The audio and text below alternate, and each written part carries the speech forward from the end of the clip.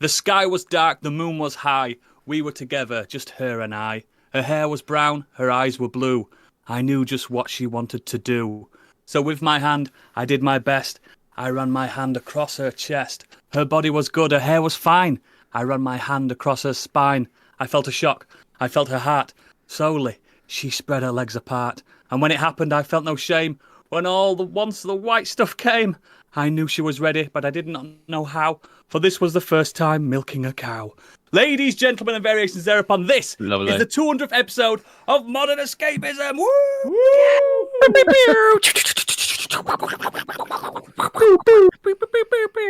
Do it.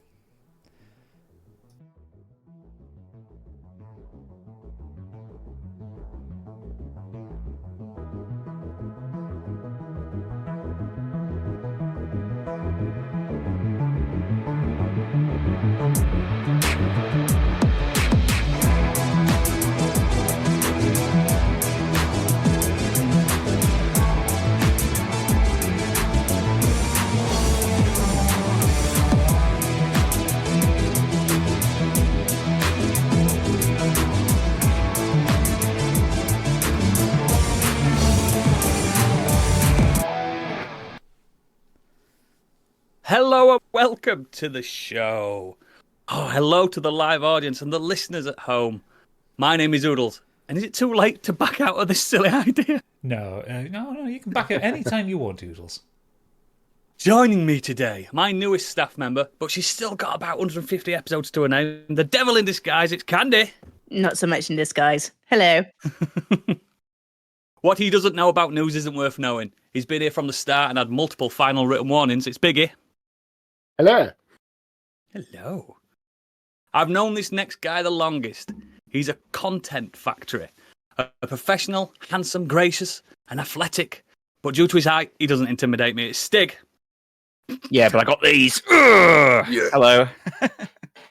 And finally, we call him the engine room. He coals the furnace, covered in soot and ash. He eats grit to get by and can produce the fuck out of a live show. It's Gadget. Woo!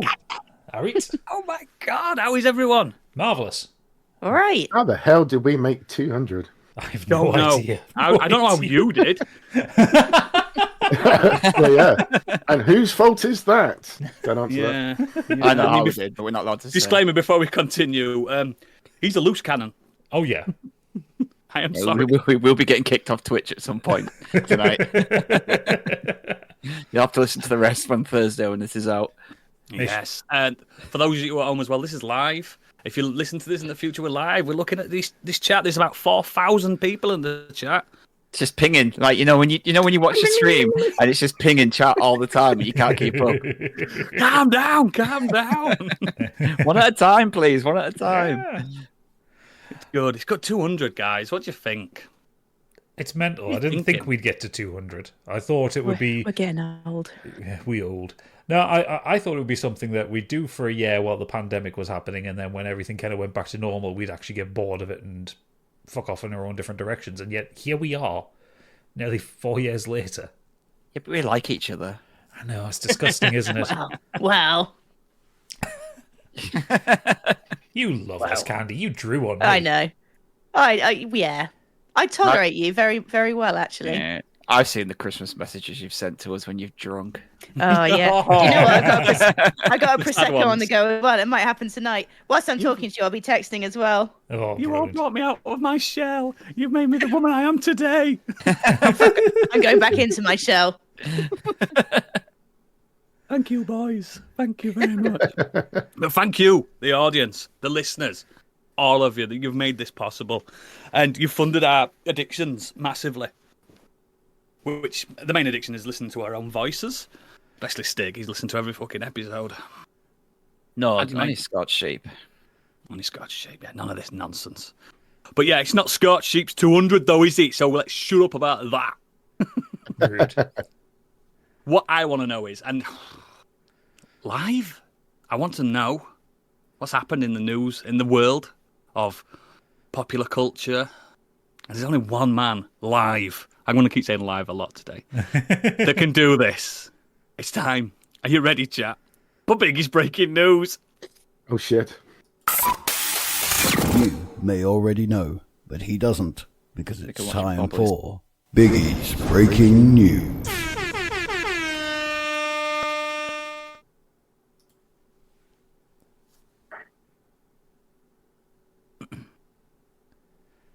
Whiteboard head so bright now, it's my bloody news. I'm reading. You're on your tippy toes, copy pasting all around like it's my news. Think you're so special. Updates fill my news for you. Don't say thank you or please. I do what I want when I'm wanting to. My soul so cynical. Really tough stick, like it really rough oodles, just can't get enough Gadget, just always puffed out candy. I'm that bad typo, make your mama say do, make your girlfriend mad type, might seduce your mum type. I'm the news guy. Duh. Yeah.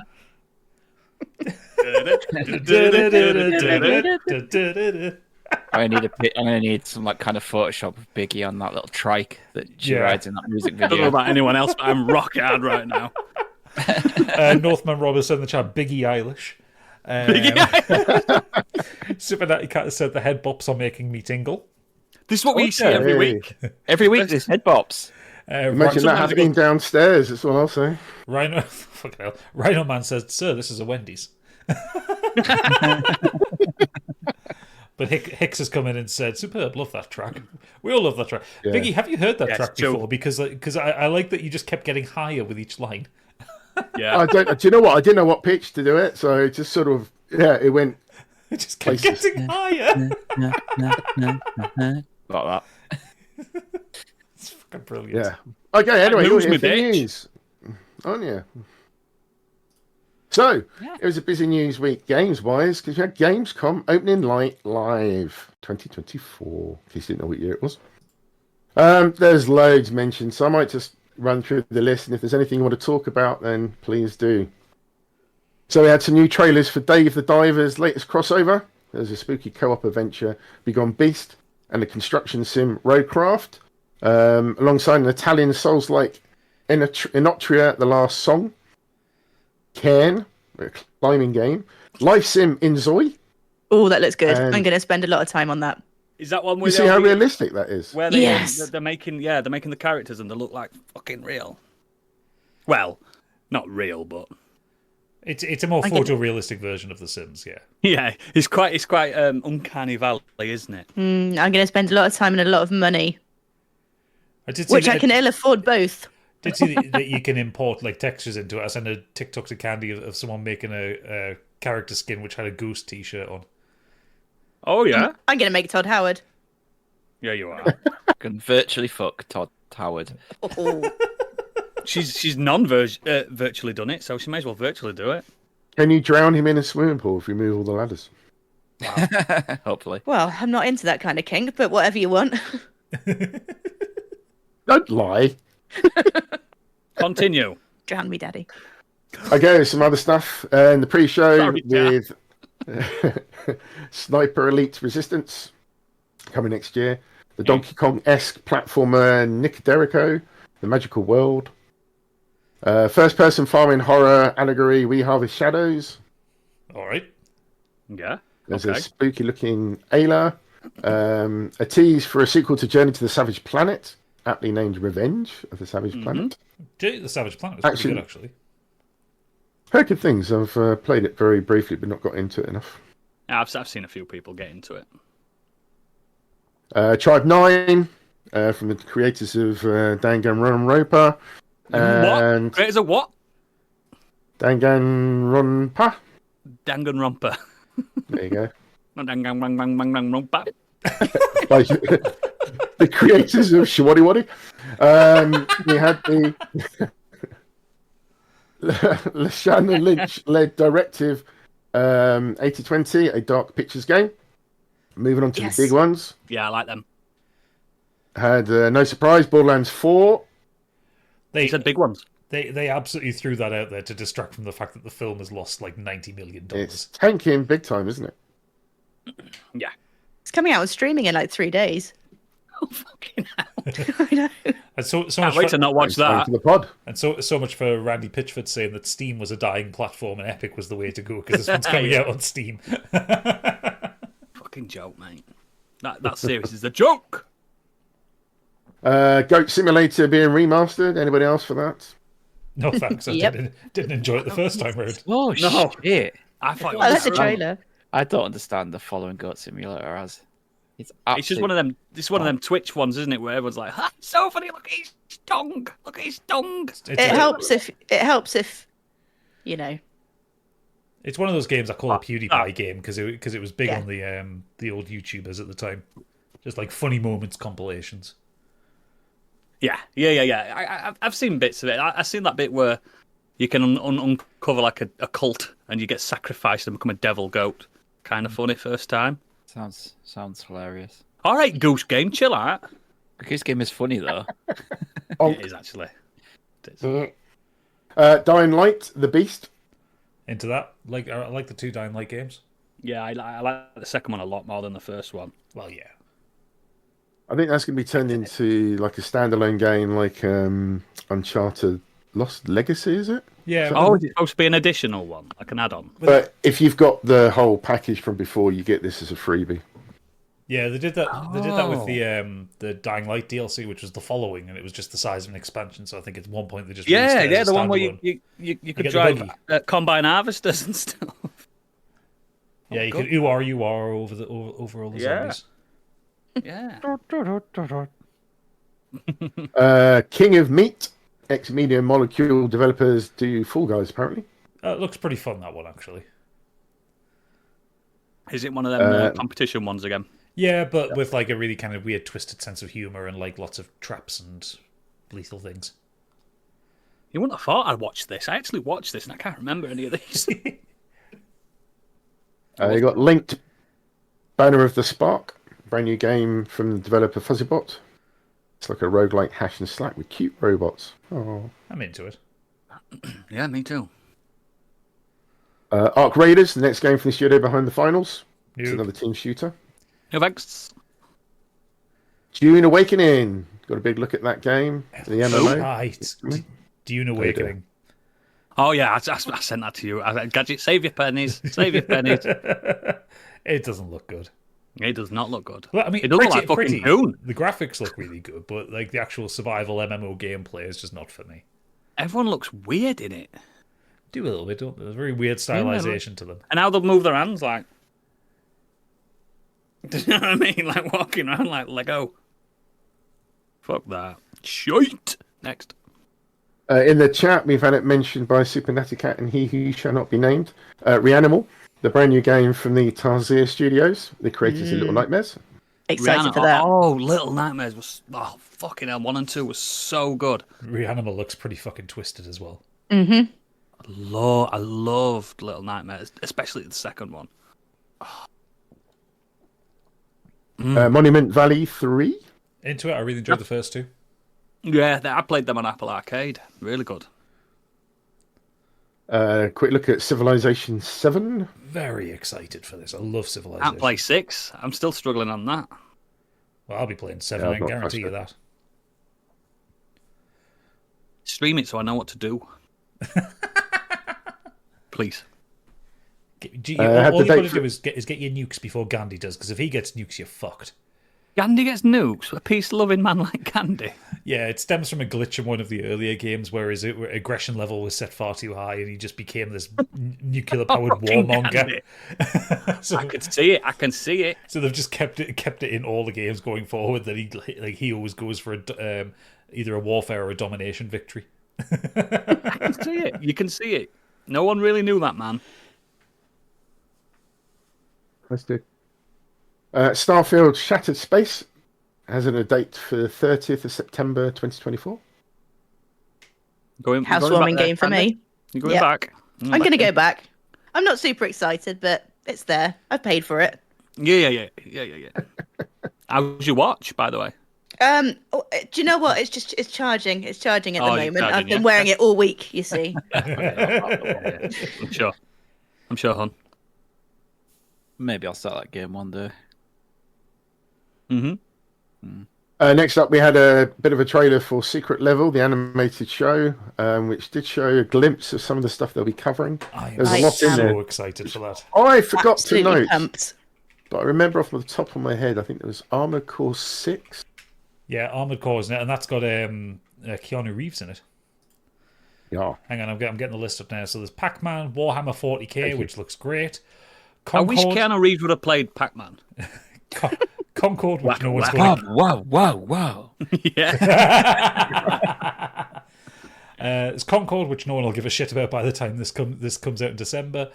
Mega Man, Unreal Tournament, New World Eternum, which is the Amazon MMO game. Of course.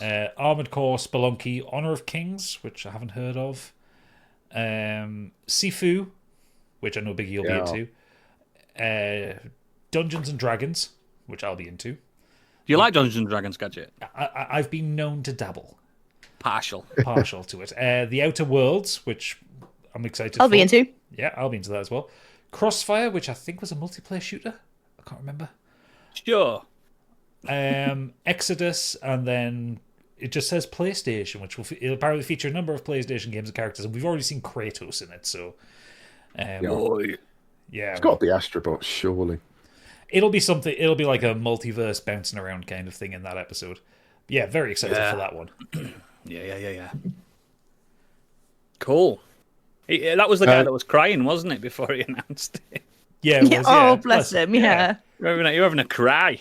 I get it. When you put your heart and soul into something for years, it's like, I'm just going to have a cry on stage in front of Jeff. And it's from the people who made Love, Death and Robots, which is generally We've pretty talked good. about that because some of them are phenomenal. Yeah. Some aren't. Some Must aren't. watch that. Delta Force Hawk Ops and a trailer out. I've heard some good things from Eurogamer about this. This is like a mixture of Battlefield and COD, as if it took the best from both worlds and put it into a game. Sounds shit, mate. So that's you sort of for the Yeah, next it might 6 not be years your then, thing. Biggie. It's a military shooter. Shooter. Kingdom Come Deliverance 2 had a trailer which looked like Stig as the main protagonist. Barry Default. Let me see. It's Stiggy looks like you, mate. Jack Chambers says, when the Amazon Prime series is the highlight of Gamescom, something ain't right, you know. It was Well. shit, Jack. It were a shit show, mate. It He looks who well should not be handsome. named Can may see- be right, but there's can see that. the next thing that I liked No. did make me chuckle was the Masters of Albion with a fantastic appearance from Peter Molyneux. By fantastic, are you being sarcastic? Yes, just a little bit. Oh, What sometimes an I can't awkward read it. appearance he made. He just minces out on He- stage and just puts lies. Oh, didn't he out there. just? He's a fucking charlatan. And I know he listens to this show, so Peter. So I have issues with this. One, he kept massively relying on the fact that he was behind Populous and Black and White. He's like reminding people of it constantly. Fine. The name of the game, Masters of Albion, really sounds like a right-wing terrorist group. It's the old name for England, isn't it? It is. That's why it's like Masters of Yeah, Albion. the lions will awaken Yeah. in the Get rid of Masters of small Albion. boots. And everyone's redder than Biggie on it. Yeah. Also, it seems to be trying to get the black and white energy. So it's got like you've got your big god hand that you pick people up and drop them around, which is fine. I don't get the whole thing like making a sword out of bread or like custom like that kind of stuff. I'm waiting for the point where he says, "By the way, you can make NFTs in this" or some shit like that. Like I there's liked gonna it be when he went- something like that. When he went, right, let's get out of God mode and we'll actually play a third-person action game. And it was the shittest looking third-person fucking fighting I've ever seen in my life. It was like Warcraft before it were updated. Cha, cha, cha. It was fucking shit. Yeah, it's no thanks. No. Well, Xenos in the said, chat. yeah. Yeah. He's not claiming. He's claiming that it isn't copyright trademarked by the owners of Fable. I mean, you can't copyright the name Albion, but if it's got the same towns and people in it, then that's a problem. So, who knows? Next up, we've got Squid Game Unleashed, which both looked shit and fun, I thought. So doing a Fall Guys kind of game with Squid Game, to me, seems to be missing the point of the satire of Squid Game.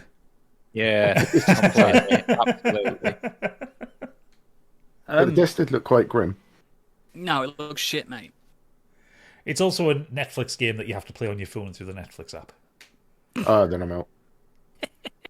And it's a lot. Do you know what? For the first time in it ever, I had a look at the games on that from my phone. There's a lot of games in Netflix. There is. Ridiculous. I just don't play Into the games on my Breach. phone. Some really good ones on there. Into the Breach is on there. I've got it on my phone. Some really good ones on there. Yeah, I've just said Into the Breach. Yeah, some really good ones on there. Yep, Into the Breach. Stop. Wind Up Merchant. Next. The first Berserker, Kazan. Good old-fashioned anime-infused hack and slash. Yeah, it Based looks on the fun. manga, Be I interested to see some gameplay on it because it was just a cutscene. Is that based on the manga Berserker, or is that No. just a... No, okay. And then finally, in my list, is Mafia: The Old Country, which the developer promises will have Sicilian voice acting and Italian Next. subtitles Does anyone care as a about prequel Mafia? to the franchise. Yeah, the first Mafia game was great. If they can do a good Mafia game... Are they going to release a Mafia game the same year GTA 6 comes out? Probably, which means it'll die a death, but I'm interested. Exactly. It might be nice. It might be like, oh, thanks, Natty Cat. I have got lovely specs. I agree. But yeah, I played Mafia 1 remastered, whatever it was. Yeah. Remake. I liked it. I just had no real reason to explore this open world in it because it was shite to explore it.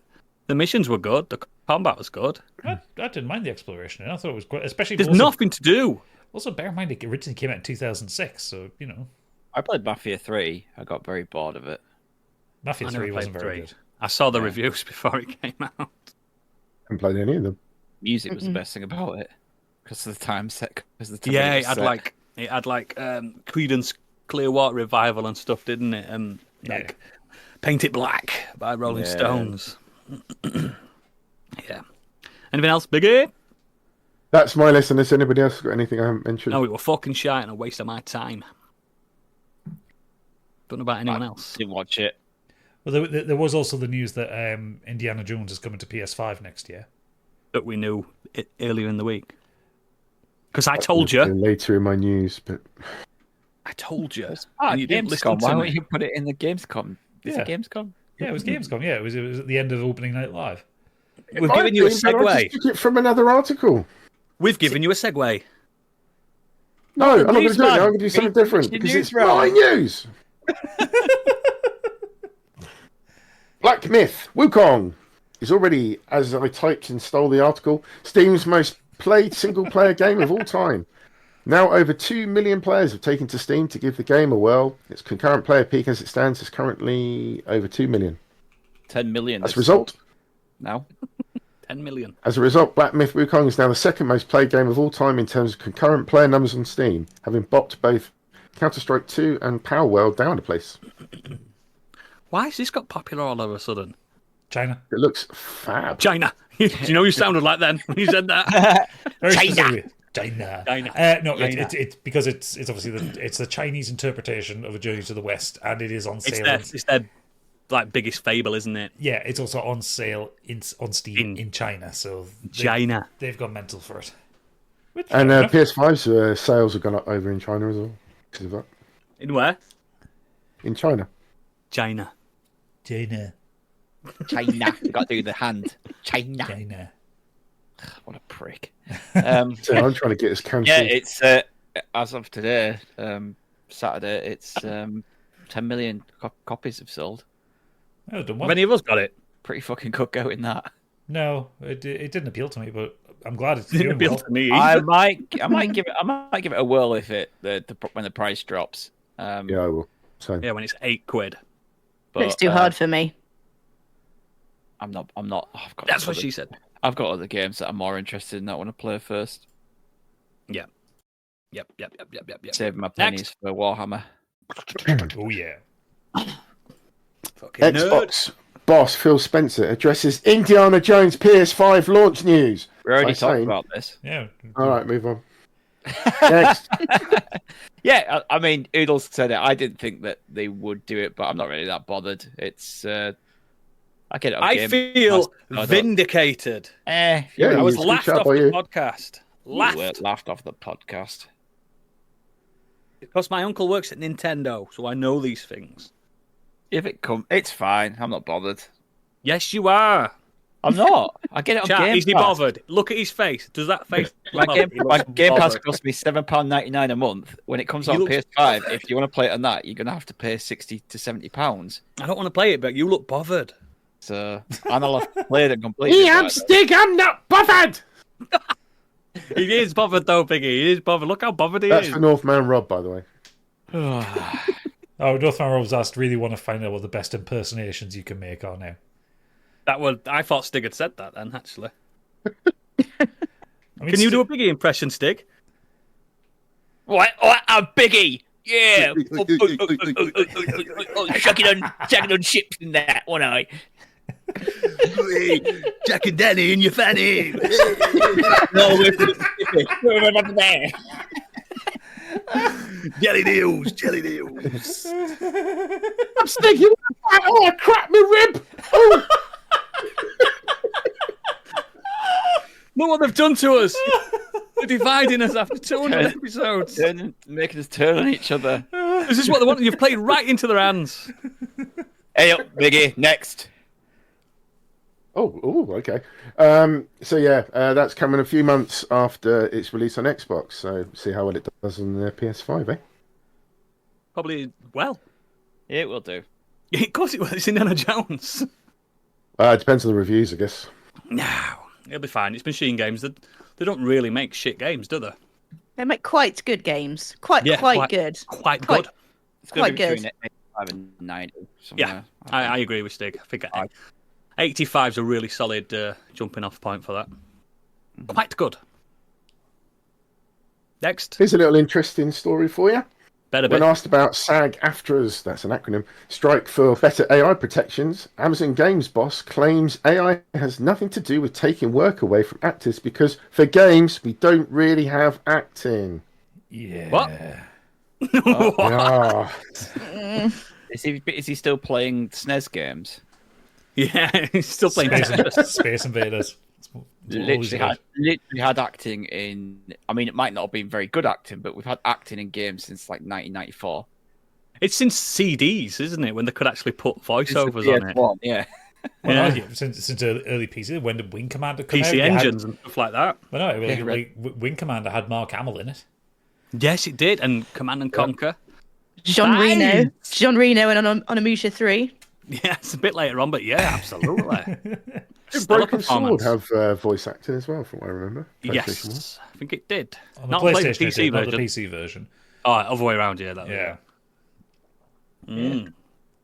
Yeah, Yeah. Hartman was asked about his SAG-AFTRA. insights into the status of the games industry right now, and he responded that generative AI might shorten the life cycle of game development, and he said, I think game development takes way too long, like 5 years per game.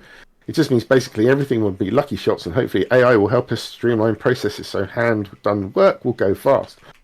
And that's then, after that, when pushed on this, with regards to the SAG-AFTRA strikes, he did drop that little bit where he said, I've got to be careful because we're a big company and have to deal with all those organisations, so I don't want to get in the middle of it. He then proceeded to then drop the ball. When we talk about AI, first of all, hopefully it will help us to have new gameplay ideas, which has nothing to do with taking work away from anyone, and especially for games we don't really have acting. The majority of the team sits in programming, and that's not going to go away because that's all about innovation. That news may not go down well as a shock to the 2,500 video game performers and the 160,000 SAG-AFTRA members who have refused to work on video games produced by the industry's major developers in support of those performers. So the thing to remember is the games that Amazon Games has put out. Would you like the list? Yes, please. Well, there was New World Eternum, which 10 out of 10. no. There's one called Throne and Liberty, a free-to-play 10 out of 10. game centered on guild-focused combat. Can't wait for that. Comes out on October the 1st. Then there is the currently out Lost Ark, a free-to-play action-packed RPG. They're just giving away games. I don't believe it. There is the previously mentioned King of Meat, which is coming soon. Is it free to play? Yes. Wow. Blue Protocol is a free-to-play online action RPG. Why are they so generous? And then, there's Tomb Raider in development, the as yet untitled new Tomb Raider game. Free to play? No, this one is a single-player narrative-driven adventure from Crystal Dynamics, published by Amazon. Free to play, you pay for lives. And then there is the open-world Lord of the Rings MMO, set in a persistent world in Middle-earth, featuring beloved stories of The Hobbit and Lord of the Rings literary trilogy. So out of all of those games, 2 are out. One of them was dead on arrival when it came out, and people mocked mercilessly. The other one's a fucking free-to-play looter RPG. Like, this guy doesn't know games. I think, yeah. This is. I think yes. He doesn't. It's like a politician being put in a position, health secretary, when they know fuck all about health and have no history in it or anything like that. It's like they've been put in this position at Amazon and been like, yeah, you just deal with that. And they have no idea what they're talking about. I agree, mate. It's just bollocks. Don't listen to him. Next. Hideo Kojima is to host a special Death Stranding 2 presentation at Now we're TGS talking. 2024. Next. As part of Sony's plans for the game show, it's playing host a presentation all about Death Stranding 2 on the beach. The highly anticipated sequel from Kojima Productions is getting the spotlight on Sony's stage, and it'll feature Hideo and a number of guests. They also have plans to include Monster Hunter and a real-life Astrobot Gadget machine. There's more to be confirmed later. Jeff Keighley's absolutely crashing that, isn't he? Oh, He was in the last 100%. game, wasn't he, Jeff Keighley? No, I mean the presentation. Oh, right, yeah. Was he in the Yeah. game? Yeah, Yes. he was, yeah. Yes. He was a hologram. Luden's fan. Yeah, hologram. One of the bunkers that you can go to. Yeah. He was Oh, obsessed with the Ludens Right. astronaut. You could easily miss him there. There was a few that you could easily miss, I think, wasn't there? Conan O'Brien was in this. Platinum, mate. On the Beach is a shit title. It won't be that. It just makes me think of fucking All Saints every time I hear it. Cool Waters is a good song. Supernatic Cat saying on the beach makes me think of pina coladas and volleyball. Who says what it's it not will about be. that? Yeah, I'm going to say, Be it alright. might be a volleyball simulator. yeah. It's What's actually on the beach would be a better not title. even anything to do with like the first game. It's going to be more like Dead or Alive volleyball. and you just the volleyball is going to be one of the babies in the little I container. mean, you say that. You say that, but there was a lot of nudity in the first game, wasn't there, Candy? Was there? Nudity? Oh, there was. Yeah, there was. Yeah. Mad. A lot of nudity. I'm shocked. Are you shocked? Are you stunned? Shocked. I haven't You played got enough me of that aghast. game. I need to go back. It's male nudity mainly. Jack Yeah, Chambers it's says lovely. sexy volleyball would be pretty on brand for Kojima. Yeah, it would be actually. Yeah, it would. Yeah. He's the Tarantino of games, isn't he? Just a pervert. Just a pervert. Doesn't have a good track record of how he treats women in his games. So No, he doesn't. No, he does not. And I love him. to be naked because clothes affect her skin or some shit. No, because she breathes. She breathes through her breathes skin. breathe through her through skin. her Yeah. skin. Well, there was Everyone technically, what though, was it? like- The secret introduction to Meryl in the first Metal Gear Solid. If you went in and out the air vent so followed many her times, you would find her doing sit-ups in a prison cell in her knickers. Yeah, but when she were patrolling, you had to discover her by looking at her ass. Yeah, Watching the way her ass wiggled. Yes! Bring that back! you should have known. Or the fucking what is it? In Metal Gear Solid 3 where he just grabs your dick. Yes! Yeah, he does, doesn't he? Yeah, what's his And name? that's how he Paul? knows that you're not his boyfriend, because he's like, huh? Yeah, That's a different dick size. Well, that happens in Metal Gear Solid 2 as well. Doesn't Solidus grab? Yes. No, the Raiden's. president grabs Raiden's junk and says, 'Cause he thinks he's a you're, girl." you're a guy." I think Kojima's trying to tell us something in his game. I hope they put that alert sound in there when that happens as well. No. I all did about say, myself. I did say before I come across stupid here. No, I did say don't we breathe through our skin? We absorb oxygen through our skin, don't we? We do. I said that, We and do. I was like, I just said something really stupid. The more you there. know. Yeah. No, but yeah, that was specifically the reason given for why Quiet in Metal Gear Solid 5 was waging war in the desert in a thong bikini. If you remember, Gadget, she harnessed photosynthesis. Yeah, she photosynthesized because that's totally a thing. It made her shoot better because she could harness photosynthesis. Yeah, because she didn't have to never breathe with missed. her lungs. She never missed. Next. PS5 and PC first-person shooter Concord's poor player numbers have predictably Next. gone viral. I don't know. It also, No. don't you find it funny that Concord only has a peak of 660 players on PC? Fuck off. That little. Now, a little bit. Gollum. It's On like- PC, the most dominant place to play it. Yeah, Gollum That Steam is- charts. I think it is less than Gollum. I'm Lord sure I knows saw Gollum. something earlier today that it was at its Less peak. than Gollum. Gollum had more players. I think it depends on which service you count on, because like on Steam charts, Gollum's all-time peak's 502. But what's Steam DB say? Was it? Yeah, Steam DB counts it as 800. So yeah, less than Gollum. Then Do you remember when they kept messages about Gollum? Would you like a code? It was like, no, we don't want a code. and Stig were like, maybe I should. Just I'll rate you, Gadget. I Oh, took it's it. Gadget. Yeah, It's Gadget on was point, like, yes. oh, did you actually get the code in the end? I did, yeah. Yeah, it's The email was blowing up. yeah, it's very funny that the Concord has failed this badly, and it actually does make me a little bit sad as well, because it's clearly they've put a lot of time and effort into this game, and Sony have just sent it out to die because it didn't need to be a thing. No. It's a £40 game that's never going to compete with Overwatch and Valorant, which are free. Gadget, you're forgetting every week you get a new cutscene. Yeah, that's what you want. What for treat. with. I'm not happy that it's failed. I'm never really happy. No that one it's failed. wants that. It's just that when it was announced, it was like, well, that's the DOA. Like instantly, you could tell that's going nowhere. The other sad thing as well is, like, on Steam, like, the reviews are mostly positive. Like, for the handful of people who bought People it. are liking it. People like it. Yeah, like, people are actually enjoying it, just no one's playing it. So it's how a long- competent game that's come out for no reason, basically. Yeah. How long until it's free to play? How long before it's shut down? It'll go free to play, then it'll shut down within a year. It is a shame because people have put a lot of fucking effort into making that game. Because the vision of it, like when we watched that first like opening cutscene, and that I was well into it.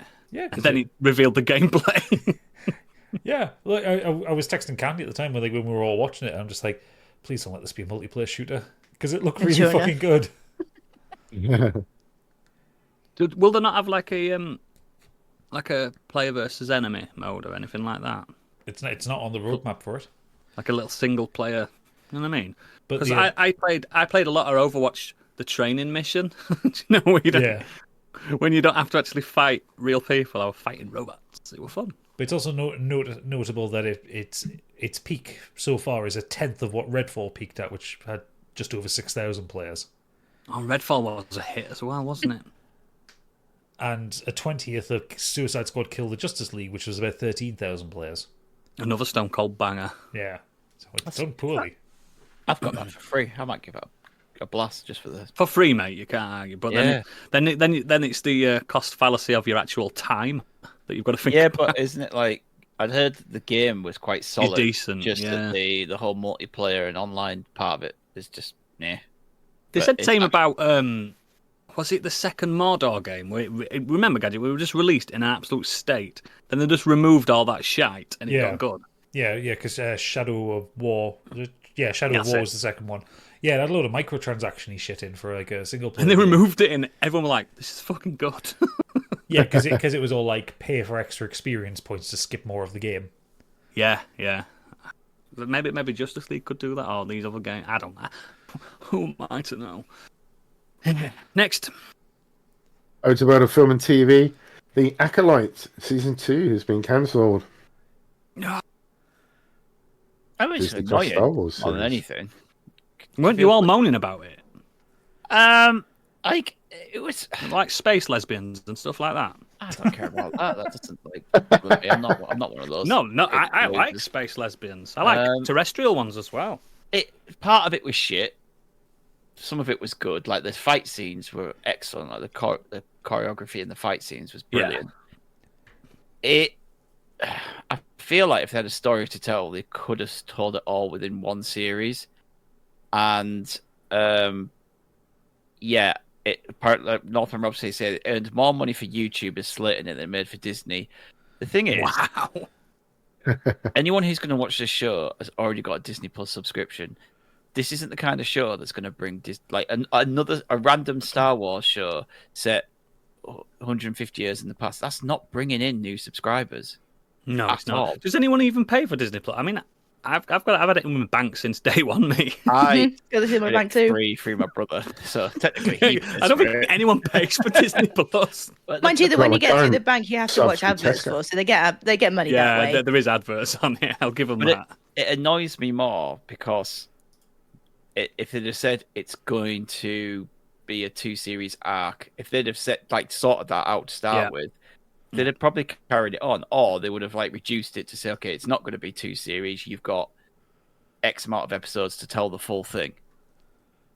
I don't like shows setting things up and leaving you with cliffhangers and then just fucking off and being like, sorry, we wasted 6 hours of your life, but we can't be asked to carry this on anymore. It's like, no, finish the story. And it just feels right now they have no fucking clue what to do with Star Wars. Same with the films. They're so disjointed. It's such a massive IP that it gets noticed when it's fucking shit. Yeah, that's the problem. They did the same with Solo. Scrap that. I didn't mind Solo. Well. I didn't think it were a brilliant film. I didn't mind it. I liked the little tease at the end. Again, don't give me teasers if you're not going to follow through on it. I haven't hated any Star Wars film, even Attack of the Clones. I don't hate it. Rise of Skywalker, Attack of the Clones are bad. No, I don't hate them. They're just not very good. Do you get what I mean? I just feel like it feels like the same with both the MCU and Star Wars. They just need to kind of go, right, this is a line. Stop. Well, this is a line, and we need to figure out where we're going and what we're doing with it. They are just churning stuff out for Disney Plus, though. It's Disney's definitely suffering, and just all these remakes and everything. I think it's just so they can have something new every month on Disney Plus. I tell you what's going to happen with all this. James Gunn's going to sweep up underneath and make the DCEU amazing. I bet it will. He's just going to sneak underneath it all this fucking shite. He's going to sneak underneath and go, guess what? I can make fucking films. And it's going to be great. In the chat, who should not be named has said that there are more bad Star Wars films than good ones at this point. What's up with... Oh, I remember why you don't like Jack. Actually, I don't agree with that. I do. I don't. Because there are more bad Star Wars films than good ones. How many Star Wars films are there? There's 9 main ones and then 3 spin-offs. I like the first trilogy. I like Rogue One. I like... It's got some good stuff in there. It's a decent film. It has. I enjoyed Solo for what it was. It wasn't... I did. That's a decent film. Force Awakens was really fun. Yes, it was a retread of A New Hope, but it felt like Star Wars was back. It felt like... What's that one called where they're on the salt planet? That were all right. And The Last Jedi, I think, is great. Yeah. The best one of the 3. It has some really good ideas. And then you've got Phantom Menace, Rise of Skywalker, Attack of the Clones. What else is out? I can't remember. It's too many. I tell you what, though, they're all talking about this High Republic and stuff. Just play KOTOR. That's good High Republic Star Wars, isn't it? That's some good Star Wars. I think Disney should have just used some of the stories and not just said we're scrapping all of the books and starting our own thing. Yeah, Admiral Thrawn. Everyone loved him. Stacked it off. Is Thrawn not in it yet? Is he not in the shows yet? I don't know. Oh, he's a blue guy. It was in Ahsoka, but I've not watched that yet. Oh, there you go. So they've put him in then. Next. Tim Curry returns to the big screen in horror movie Stream. Veteran actor will return to the big screen as a character in said horror film, which is opening this Wednesday in select theatres. It'll be his first feature film role since the 2010 comedy Burke and Hare. Even though he's worked on many animated projects as a voice actor since then. He also appeared in 2016 television film remake of the Rocky Horror Picture Show on Fox. Sadly, had a stroke in 2012, so he's been more focused on voice acting performances. Yeah, he was the narrator in the Rocky Horror remake. And they made his legs move in his wheelchair. Sorry, I shouldn't. It was funny, though.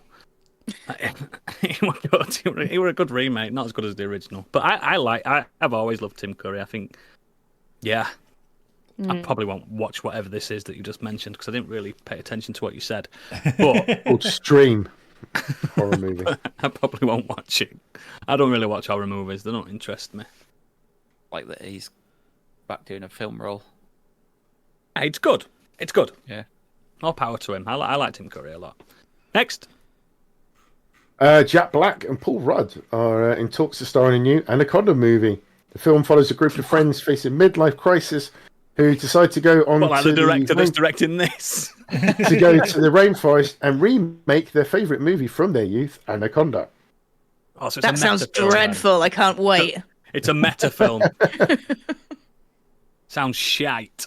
It sounds shite and it sounds glorious. I mean, the first Anaconda is a terrible film anyway. Is Anaconda John Voight? Is it him? Yeah, John Voight. Yeah. I think it's J-Lo. Lopez.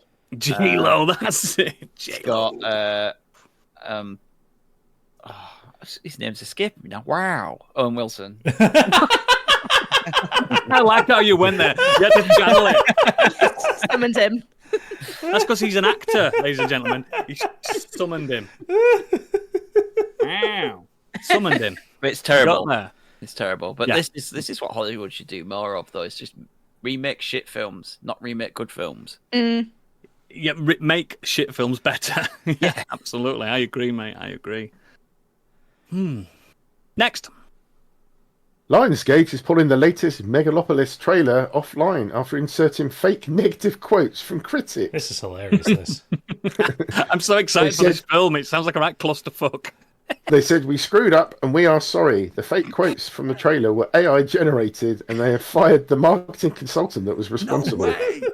No fucking way. Some of the things that came up was Apocalypse Now, and then the quote was an epic piece of trash in the Daily News. The Godfather was a sloppy, self-indulgent movie. What? It was said to be from The Voice. Also, The Godfather doesn't know what it wants to be from The Voice. And Apocalypse Now, again, a spectacular failure from the National Review. That's incredible. Really not. That's brilliant. Who commissioned the AI writing of that? The fuck, man. Oh, God. I'm very curious now as to what Megalopolis actually is. Yeah. Are you not? Oh, mate, you're not excited for Megalopolis? I am, yeah, just because it sounds like a train wreck. Yeah, he's funded it himself, completely himself. No studio behind it. He's just put his own money into it. Yeah. Oh, fuck, He's getting on now, isn't he? It's his magnum opus. Yeah. It's gonna be so fucking cringe to watch. I can't wait. 4-hour epic. Oof. Next. Forgive me if I get these names wrong. You Sandra Hüller, Riz Ahmed, Jesse Plemons, and more to join Tom Cruise for a new Alejandro G. Inarritu movie. Is that correct? Nailed it. Thank you. It has no title as yet, but the film's logline suggests the action will centre around the most powerful man in the world who finds himself in a frenzied mission to convince the human race he's their saviour before a disaster he's responsible for destroys everything. Hang on, is this with Tom Cruise? Yep. It's a Scientology film, isn't it? Yeah. Oh, God, yeah. Yes, it is. Yes, it absolutely is. You going to see it, Biggie? I probably will. It's a this great review's cast, good. great director. So Is the I mean, director a Battlefield Earth, Scientologist? great film. Great film. that cast is brilliant, and he's a good director. So yeah, we'll see. Yeah, he's going to come out of it sticking like, guys, can I talk to you about Xenu? Our Lord and Saviour. Is it Xeno? I think it is Xeno, isn't Yeah, I it? think Xenu, so. Yeah. Get him on the Biggie. show. Get Xeno on this podcast now. Cast the spirits of the Thetans into volcanoes in Earth. That all then got out and got into primitive human bodies, and that's why we have anxiety. I will never Oh. forget South I've Park. got no thetans then. South Park filling everyone in on what Yeah. Scientology was. I'm just putting in big letters. This This is what they believe. Scientologists actually believe. Oh, Mate, it's I'm on going to Mumbo review Jumbo. Dianetics next week. I've read L. Ron Hubbard's Dianetics. Any good? No, it's just a sci-fi thing. It's just fiction. It's just He's also not a very good author. he's not good at all. His descriptions are nasty. it feels just like they went. We wanted to create a secret society and call it a religion for tax Let's break. call it a religion. Like, can we use this story here? And he's just gone, yeah. Imagine if they picked other books like fucking Twilight instead, and they all become Twilighters or something, and that was their religion. Don't tell Pip. No. Furries. L. Ron Hubbard is quoted as something along the line of that, saying like, if you want to really make money, make a religion. yeah. I think we could. One of his books is about making a religion as well, so I think that's probably where they've got it from. But it's science fiction. Welcome to the Church of Escapism. Let's not judge a real, actual, tax-free religion, guys. If a man wants to make $1 million, the best way would be to start his own religion. All real difficulty stems from no responsibility. Full responsibility is not fault, it is recognition of being cause. That's the quote. And again, I read what the made-up religion did in Gadget's novel. yeah, It was that, basically. yeah, and in 50 years' time, they'll pick up the Logan prophecy and be like, "This is what we need to be doing, guys." Well remembered. I've read it twice. I've got it physically. If anyone wants to win a copy of Gadget's magnum opus, I'll send it away. If you want to read a good sci-fi novel, read Gadget's book. It's good. Oh, thank you. Good. It's good. It's called the Kama Sutra. It's really good. It's really good. Called 50 Shades of Grey. Based on life experience. He's a ghostwriter in it. Like, he's put a fake name. Next. Gundam's virtual reality movie announces a release date. What? Mobile Suit Gundam Silver Phantom. Whilst the movie won't be hitting the silver screen, it's taking the Gundam franchise to a brand new avenue, as the upcoming movie will be in virtual reality. I like gimmick. It's a shame Oodles will never watch that because he hates the concept of virtual reality. He will. I want to see. I want to see you filming it. If you stood in your front room going, "Wow, I'm a Gundam." You've clearly never seen Gundam because no one says I'm a Gundam. Mummy, wow, I'm a Gundam now. You need to stop bullying me. But yeah, is it going to be like VR, so like you can look up and see the Gundams? Yeah, that's like generally what VR movies tend to be. Yeah. So it's going to make me sick as well, isn't it? Yeah, it's gonna terrify you because you'll be able to see the actual scale of a Zaku. But terrified with an erection. Of course. The best way to have one. But it would be a danger one because you'd have a helmet on. You wouldn't know if anyone's walking past you. Oh, yeah. God. It's a risk I can't take. It's also $18 to watch it. When the wife's like, "Why are you taking the VR into the toilet?" No reason. No reason. Northman Rob asks, will it feature series favourite John Gundam? John Gundam's not in it. You've made him up. Stop Yeah, being a get it right. bully. It's Rob Gundam. There's actually a character called Robin Gundam. So, yeah. Next. Stop bullying people. Well, another of Oodle's favourites, The Legacy of Kain, Soul Reaver, will apparently be having a new graphic novel called The Dead Shall Rise. Can't wait. And this is on Kickstarter, is it? Kickstarter. Going to be my first thing I ever kickstart ever in my life. Gadget, give me some advice. How do you kickstart something? You tell them how much that you're going to give them, wait till it completes, and then pay. Couple of quid? Will they accept a couple of quid? I mean, there will be a minimum amount. Oh, fuck. It's usually tiers, and then it says like. Is it like Patreon? Yeah, it's like minimum if you amount donate gives you nothing. £5 or something, you'll get this. If you donate £10, you'll get this, and maybe a. But I want the book, credits so I'm and going to that. do whatever the So, minimum book tier is. Yeah. If you want, you can get a digital PDF for $15. No, I want the book physically. 140-page hardcover edition featuring Dave Raposa's cover art. Yes. $45, and you also get the. That's digital, all right. You also get the digital PDF as well. That's all right, and I can send you the PDF, Gadget, so you can read it. Yeah. Friends. There's also a variant version with a different cover by Matthew Theron, which is $75, and that's like super limited edition. There's a signed one by Aaron Lovett, which comes with an additional Raziel print. All right, okay. That's $95, and they go way up. Oh, there's there's big amounts. There is a one for $825. What you get then? A blowjob? Your soul taken. You get about 15 hoodies and t-shirts with it, with like different. I've seen some of the merch in that trailer. Looks amazing. If you pledge $1,500, you get a replica gold sword. Oh, What, the Soul Reaver? The Reaver sword, replica gold variant. Hoodles Fuck is off. Now going Fuck through off. figuring out how we can pledge My credit $1,500. card. Ultimate fan package comes with a golden goblet, by the looks of it. Hang on. It comes with signed hardcover, picture disc vinyl of a soundtrack related to it, Raziel latex so mask, good. Kane latex mask, the sword. A mask? Yeah, the sword replica. What? Clan It's my flags, birthday in November, all everyone. the clothes. Yeah, and a goblet by the looks of it. Wow.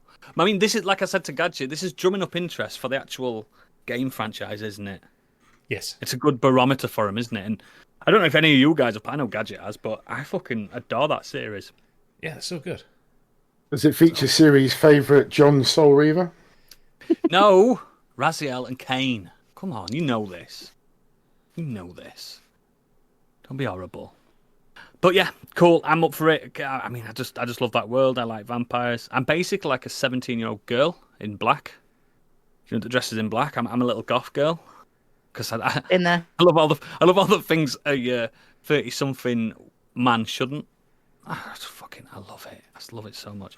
Next, Finally over to the Weird World Web, and I've got 2 stories for you. a twofer on a 200th episode live. Yeah. Fucking hell. Yeah. First one, Looking really postcard nice. finally arrives 121 years after it was sent. Fucking Royal Mails get so slow. Is that these from days. Everett? The Christmas-themed card was delivered to Swansea Building Society's Craddock Street branch last week, even though it's originally sent in 1903, so only just over a century too late. How does that happen? I mean, it's Well, like the that- Royal Mail said it's likely the postcard would put back into its system rather than being Yeah, that's what I'm lost in saying. the post Pushed back for constantly. over a century. That's crazy. What if the postcard goes? If it's over 100, it's like, please, quick, come! I need your help. I've got 2 weeks. It's like the dead. They've also said when an item is in our system, we are under obligation to deliver it to the correct address. What if the address is not there anymore? I'd just like to inform you that your father's passed away, and these are the funeral arrangements. That was the postcard said.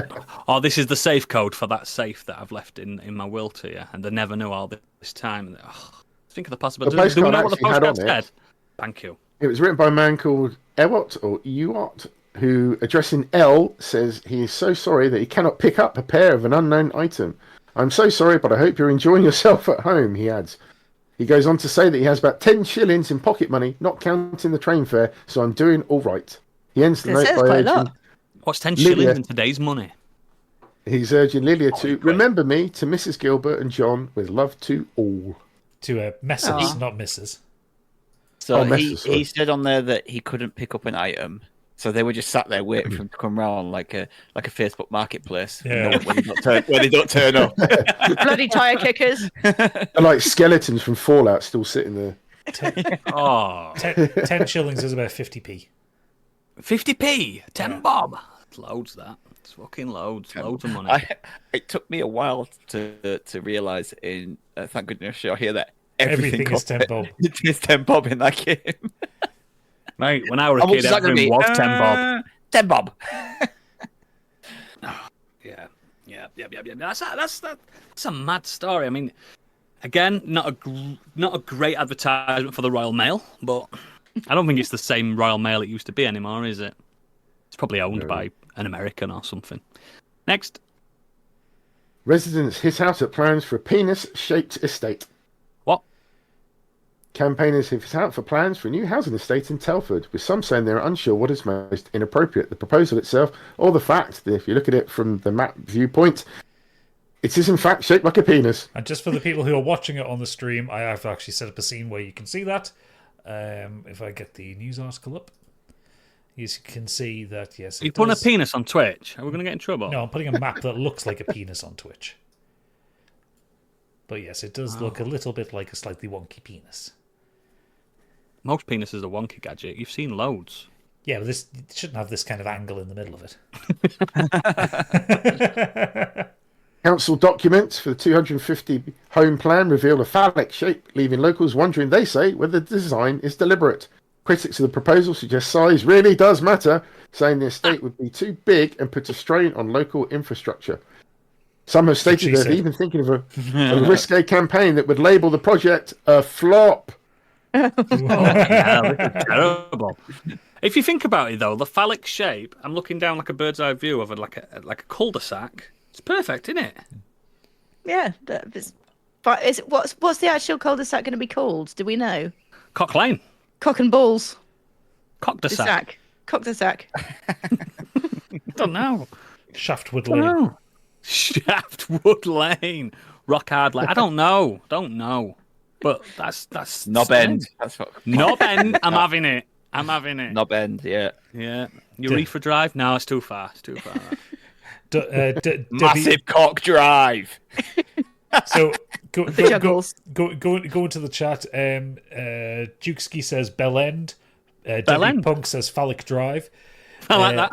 He also says, "What up? We're the cool estate. Looking for other cool estates." Reference. Northern Ross. Cockermouth Avenue. Yeah, Northern Ross is Cockermouth That's Avenue. a real place. Mr. Worldwide himself, Planty's joined the chat and he just says, "Suck the kink out of it, Oodles." I would.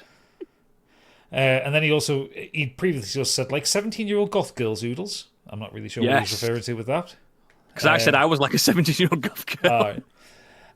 Kieran has said, "Hello, chums. I've been with my missus' family all day, and now she and her brother and sister are downstairs. I've told them I need some Kieran time, so here I am. Welcome, Kieran." Do they think he's wanking? How do we know he's not? I think. Mum, I'm talking to my friends. Leave me alone. I think Nimrod Hicks is one. Yeah, cul-de-sac. Yeah, that works. Cul-de-sac's brilliant. Yeah. I like Nimrod it. Hicks, you have won a signed copy of Gadget's Ball book. bagging. But it's signed by me. Oh dear. Let's get on with the section of the show we affectionately call Nexus, but I always forget that it's called the Nexus. But what have we been doing this week? And I want to start with the gobshite herself. Candy, have you had an absolute great week? Absolutely jam-packed. I've been spending a lot of time on YouTube this week. Firstly, I've been watching Gadget's new Magnum Anus. His That's not the saying.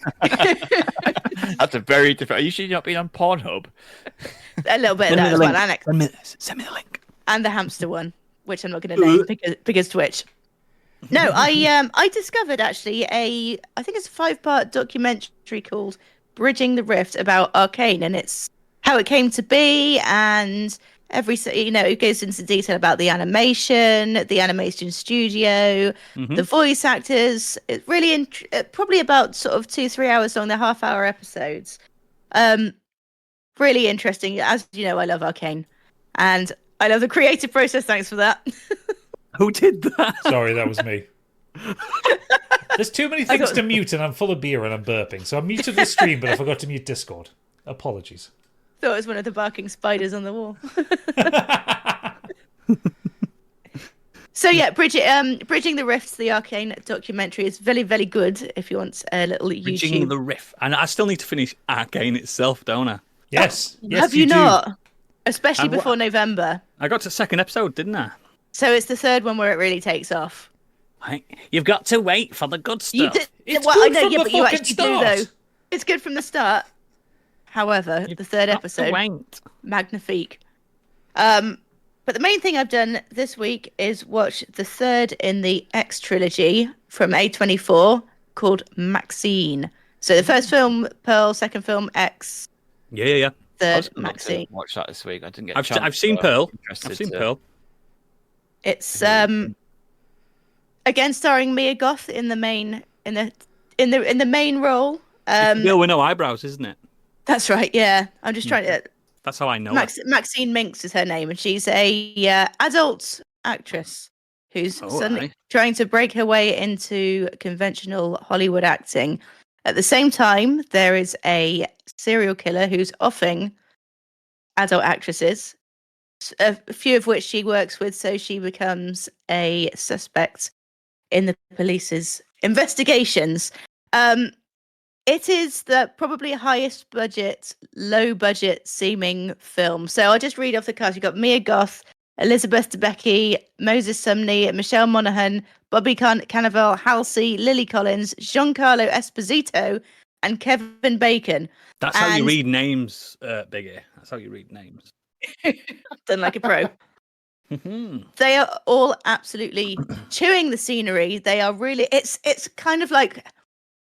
The low budgetness almost lends itself to it being a bit of a pantomime, like it does err on the side of silliness sometimes. I but think it's Pearl's also a bit like that though. Pearl's a bit exactly low budget. It reminds me of the original Texas Chainsaw Massacre in scope and cinematography. It's exactly like that, and it doesn't shy away from the fact that it really leans into the sort of low budgetness of it. But if you like the other two, you will like this. It's great. It's set in 1985 Hollywood, and I imagine it encapsulates it perfectly. It starts off with Dee Snider being interviewed about satanic music, because there's sort of satanic undertones throughout the whole thing. And it's a lot of fun. It's not. It is a horror film. It's not too grisly. However, there are a couple of scenes where it's just, especially if you're a guy, it's just a it's a bum clencher. I think she said that she didn't think it was a horror film, really. I would say like probably more sense. Yeah, more like a thriller. Yes, definitely more. Yeah, crime thriller with horror scenes, but no eyebrows. And no eyebrows. Oh, she's lush. I love Mia Goth. You're very focused on the no eyebrows. I just think it's a fascinating choice. She does grow them back a bit. She's got them at the moment. Yeah, I know. I just think it's fascinating. I think she's very beautiful and talented. Exactly. I like the first two movies. Kevin Bacon plays a private detective. The cartoonishness of it is so laughably exquisite. You can just like him and Giancarlo are just absolutely adoring their roles.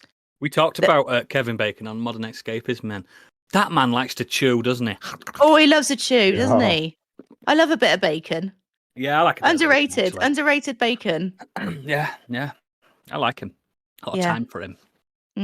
But that's my week. If you're an A24 fan, and if you like the other films, and if you haven't seen Pearl, X, or Maxine, it doesn't matter if you haven't actually seen the other ones. They're kind of tangentially it's a spiritual linked. trilogy, isn't it? Yeah, but please do watch it because they're all great. Love them all. I spoke about Pearl before.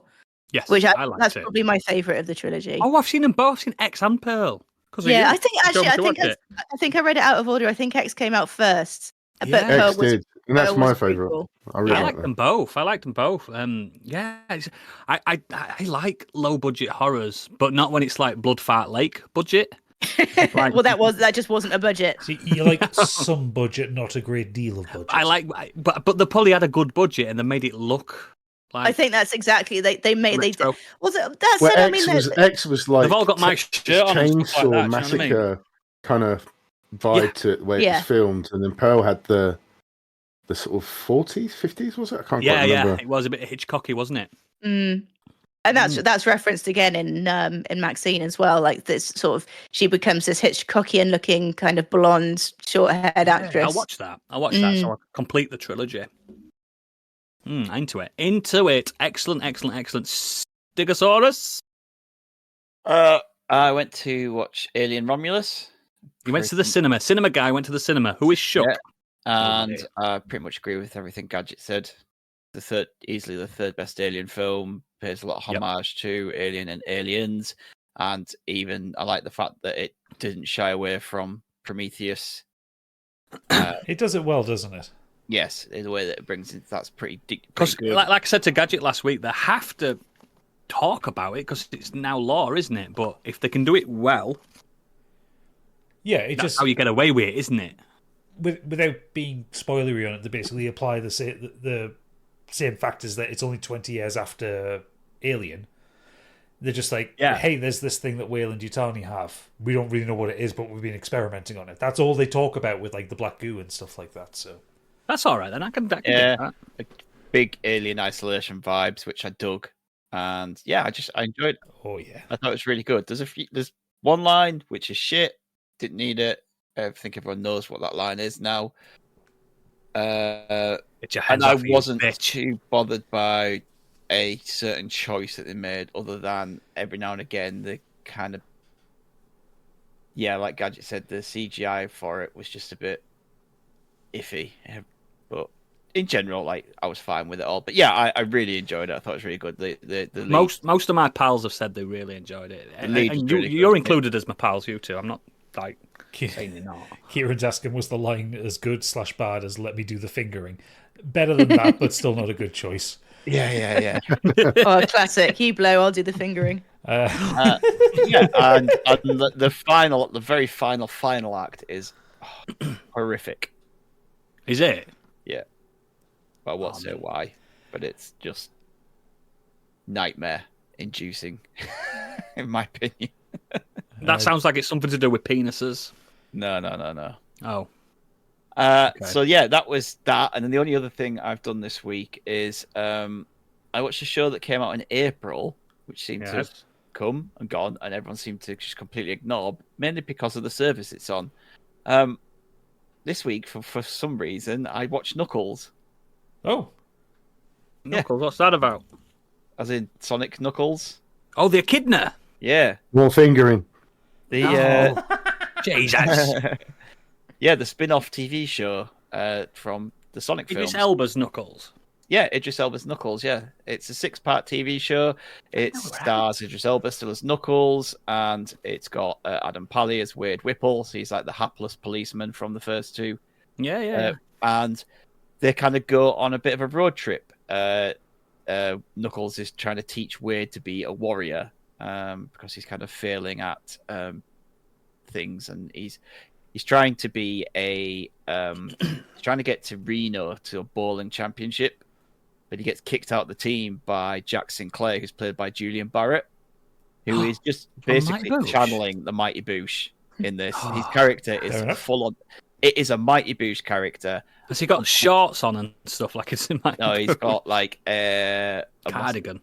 He's got like a mustache with long hair, and he's got like a leather jacket and leather waistcoat. And I love Howard Moon so much. And there's a big song. He does a big song and dance number.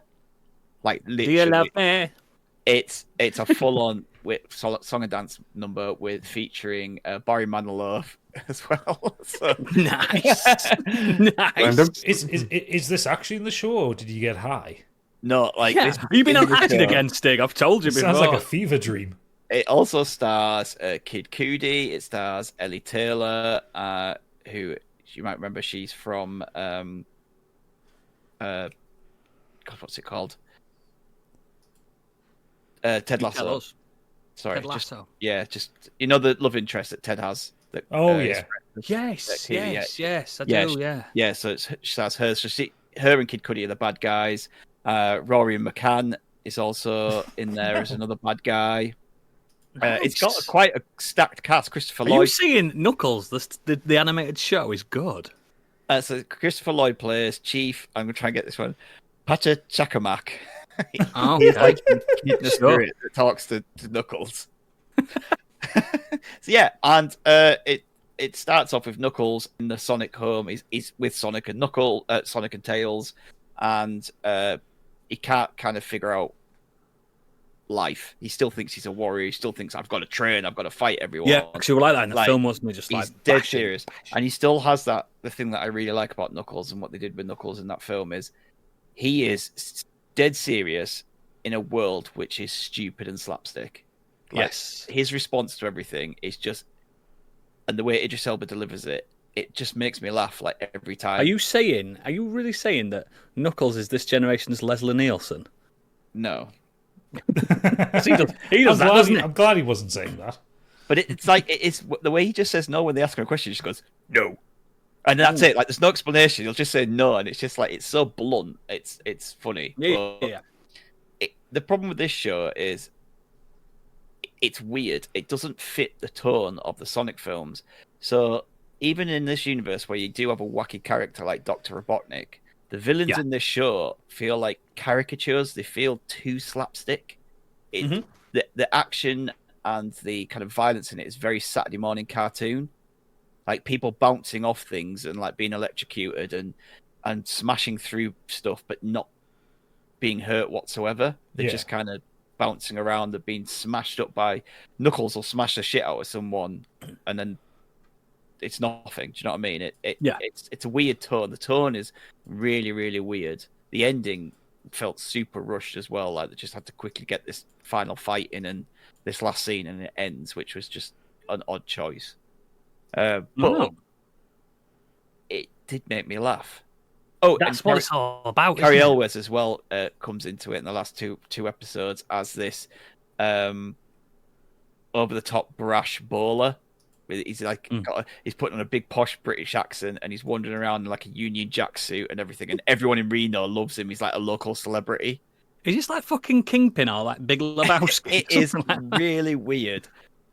And it has a whole message in there about finding yourself, and like for Wade especially, it's like about him kind of finding himself and being a warrior, like coming out your shell and all that crap. But it wasn't half bad.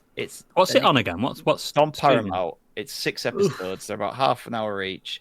It's 6 to 7 out of 10. But I enjoyed my time with it. If you liked Sonic 1 and 2, you'll get a kick out of it. If you like them, but you can't be asked to watch this, you're not missing anything. But I think it would have served better as a film, a road trip film. Rather than doing 6 episodes. You could have trimmed a lot of fat out of this. Okay. But yeah, an enjoyable TV show that kept me entertained in the gym. So. Oh, you didn't even watch it with kids? No. No. I don't have Paramount on anything. I've got it on my phone. I don't know. Yeah. I think I might have to try and figure out how to get it on the TV or the consoles, but I've got the app and I just logging through my dad's login. So I really like them first Sonic films, so I'll probably watch this. I think I like them. Enjoy it. Like I said, the tone is a little bit wackier. Yeah, but Knuckles is still really fun in it. I like having a straight man in that kind of weird way. It's a good vibe. Yeah, I'm into it. It probably should have been called Wade and Knuckles or Knuckles and Wade because it is more about him than it is Knuckles. Mm-hmm. So okay, feeling it, mate. I'm into it. Yeah. Cool. I'll go next. I've watched a film and completed a computer game. Film first. A film starring Halle Berry, J.K. Simmons, and Mark Wahlberg. Directed by Julian Farino, best known for directing Brooklyn Nine-Nine. I'm talking about the film, next Netflix film, The Union. The Union? Have we seen this? Have anyone seen it? It's come out this week. So, it's Mark Wahlberg. It's a Mark Wahlberg vehicle. Mike, played by Mark Wahlberg, is a down-to-earth construction worker. Of course. What's that place next to New York? New Jersey. New Jersey, that's the place. That one. And he's thrust into the world of super spies and secret agents when his high school sweetheart, Halle Berry, recruits him on a high-stakes U.S. intelligence mission. Fuck off. The Union. Do not watch this film.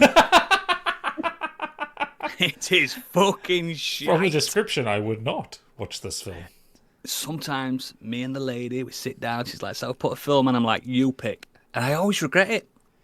She's like, I like Mark Wahlberg. Tigerland says, sounds amazing. He's just in it for the Halle Berry. Halle Berry, and I've never said this ever, she's the best thing in this. And that's saying something. She's not the best thing in X-Men.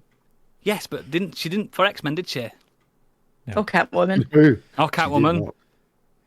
Or She's the swordfish. best thing in this. She's sassy. She's a woman in power. She's not in peril in any way. She's the secret agent, but she was Mark Wahlberg's childhood sweetheart. And basically, this is the Americans trying to do their own Kingsman and failing massively. But we had that Like- with Kingsman 2, and that failed miserably. Yeah, so imagine this though, Gadget. Mark Wahlberg thrust into downtown London against his whim and like going into a London cafe and saying, "What's brown sauce? I never even is heard that of what brown that's sauce." Oh, is that what that's from? I seen that clip on TikTok today. Yes. so Oh, did I. has that gone viral?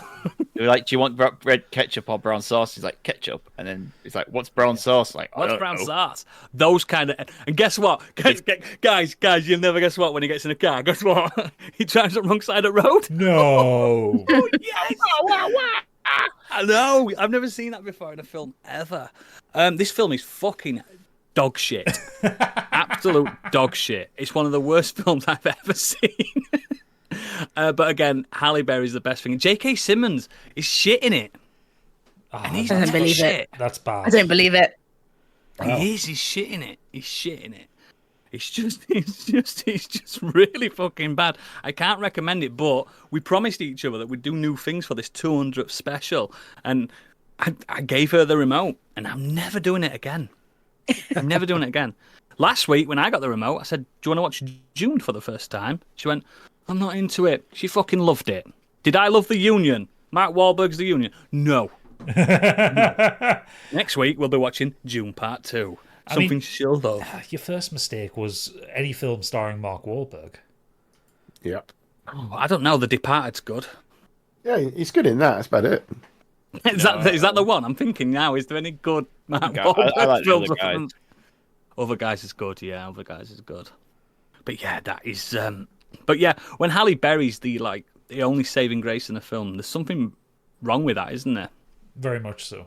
Very, very much Yeah, so. kicks ass. I mean, Gadget and Biggie won't like it because it turns into Fast and Furious really fast, really quickly into the film. It's just car chase after car chase after car chase Does it get on the there wrong side of the furiously? road. Furiously. It's just, I can't recommend it, but I did it. This next thing, the main thing I want to talk about, is something I can recommend. A computer game.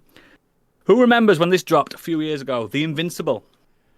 Yes. Oh, the space thingy on Mars. I think? Stanislav Lem's The Invincible. So Stanislav Lem, the author, wrote The Invincible book in 1964. You might have to check my sources on that one.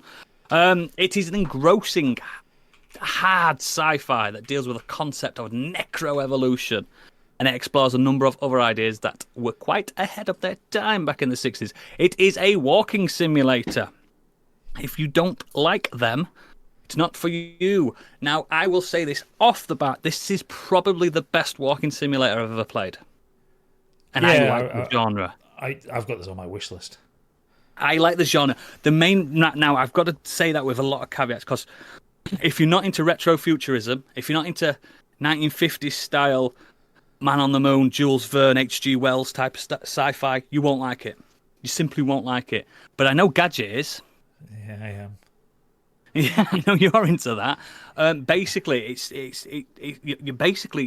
you wake up on this planet, Regis 3. It's a desert planet, a bug planet. It's not a bug planet. I just like to say it. And she's got amnesia. And then you've got to find your space crew because she knows there's a crew. All she's got, the main character, I do apologise, I forget her name, but she's fantastically voice acted. The whole thing is fantastically voice acted. By the way, it's only a 6-hour-ish game. Yasna, yeah, she's brilliant. She makes this game for me. She wakes up, she's got amnesia, she don't know why she's waking up. I mean, this planet, Regis 3, you can technically breathe on it, but there's a lot of methane in the air, so if you've got your helmet off for too long, for like 3 hours, you'll get methane poisoning. So it's best to have your visor up as much as you can. Yeah, like I say, you basically wake up, you don't know where you are. You've got your journal to tell you what you've done so far before the game even starts, and you've got to pick up the pieces and find your crew and find out what's happened to your crew. Why is this happening? Why is that happening? And it's one of those walking simulators where and I know they all say it, but every choice literally does matter. the game's got like 10 endings. So things you do leading up to the ending gives you that particular ending, as you all know how games work. But I'll tell you what, this is the most realised and hard as fuck sci-fi I've ever played.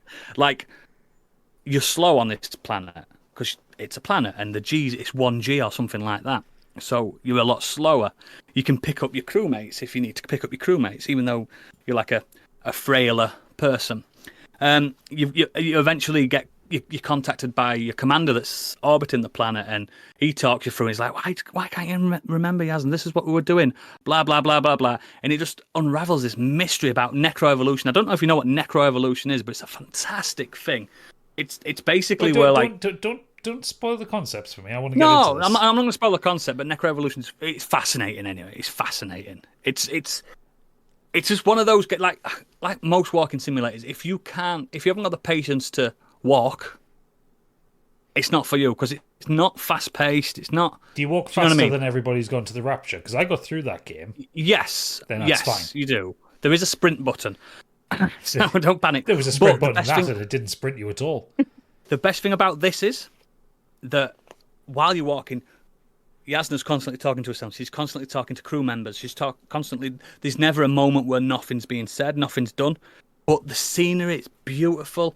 It's like I don't know if you've seen the graphics to it. It's like a weird quasi cell shaded, not quite.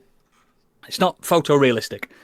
Everything looks like stylized. Everything looks like the Jetsons. Like you see the spaceships and the habitats that they're living on this planet, and you're like, that wouldn't work.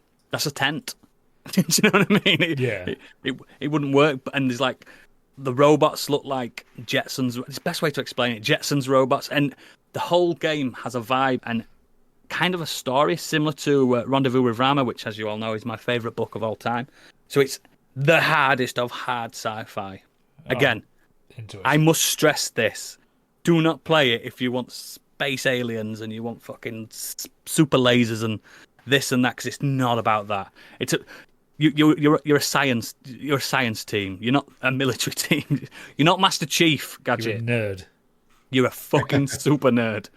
And I genuinely think it's fun. I think it's their first game, the guys who made it. And it's the Polish. Obviously, it's a Polish book as well. I read the book years and years and years ago, so I think this is the prequel to the book. If I recall, I can't quite remember. I think the book's different. I don't know if it's just different or this is the prequel to the book, because it seems like one of the endings I got felt like the start to the book that I read about 10, 15 years ago. I can't remember. I'll have to reread it. But genuinely, if you want 6 hours, I mean, I got it for 15 quid.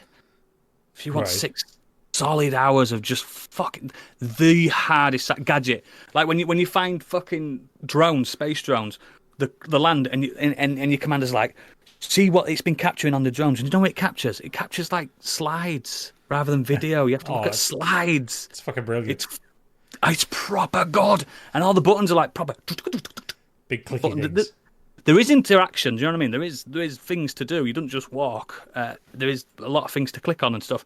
And all the way through the game, a comic book's in the background, which is your journal, a comic book, and you can, once you finish the game, you read the comic book. And it took me about 15 minutes to read everything I'd done, but it's just beautiful. It's fucking brilliant.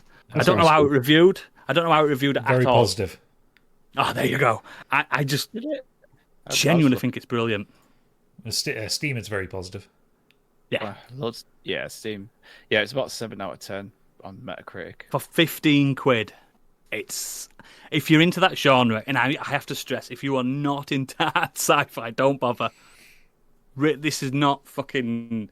It's not Alien versus Predator. You know what I mean? It's not RoboCop. This is fucking John Carter on Mars, not the Disney version. I reckon, Gadget, you will love it. Genuinely love it. The concepts that it talks about, like the humanness about it, and should humans even be on this planet? That kind of, existential stuff. Oh, you'll swallow it up. You'll gobble it up all. And I think some people in this chat and some people in our community would like it as well. Fair enough. I just really, The Invincible, if you don't know what I said, it's fucking brilliant. And the book was good. but I read that years ago. I don't know if it holds up. Yeah, that's what my week's. What are you chucking? What are you chucking? I just drop me fidget thing. Stop Playing fidgeting. D&D. Yeah. Oh, Jack Chambers Deception likes Invincible as well. So another man of taste. Who's played it?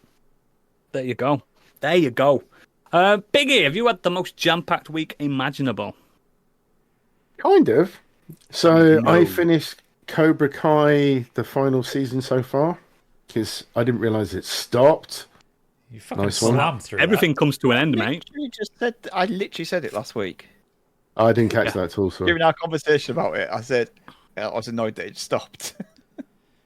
So I thought you meant to say the whole thing, but yeah, it's still full of multiple betrayals, and if Kreese doesn't join Miyagi-Do by the end of the final season, I don't know, it's missed a bit there, but yeah.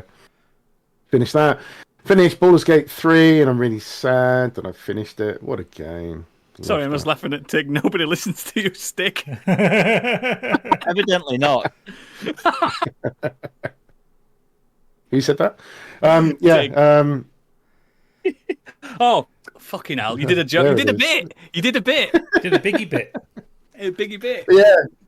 Baldur's Gate 3, just 195 hours according to We're PlayStation. bringing new things to the show this week, mate.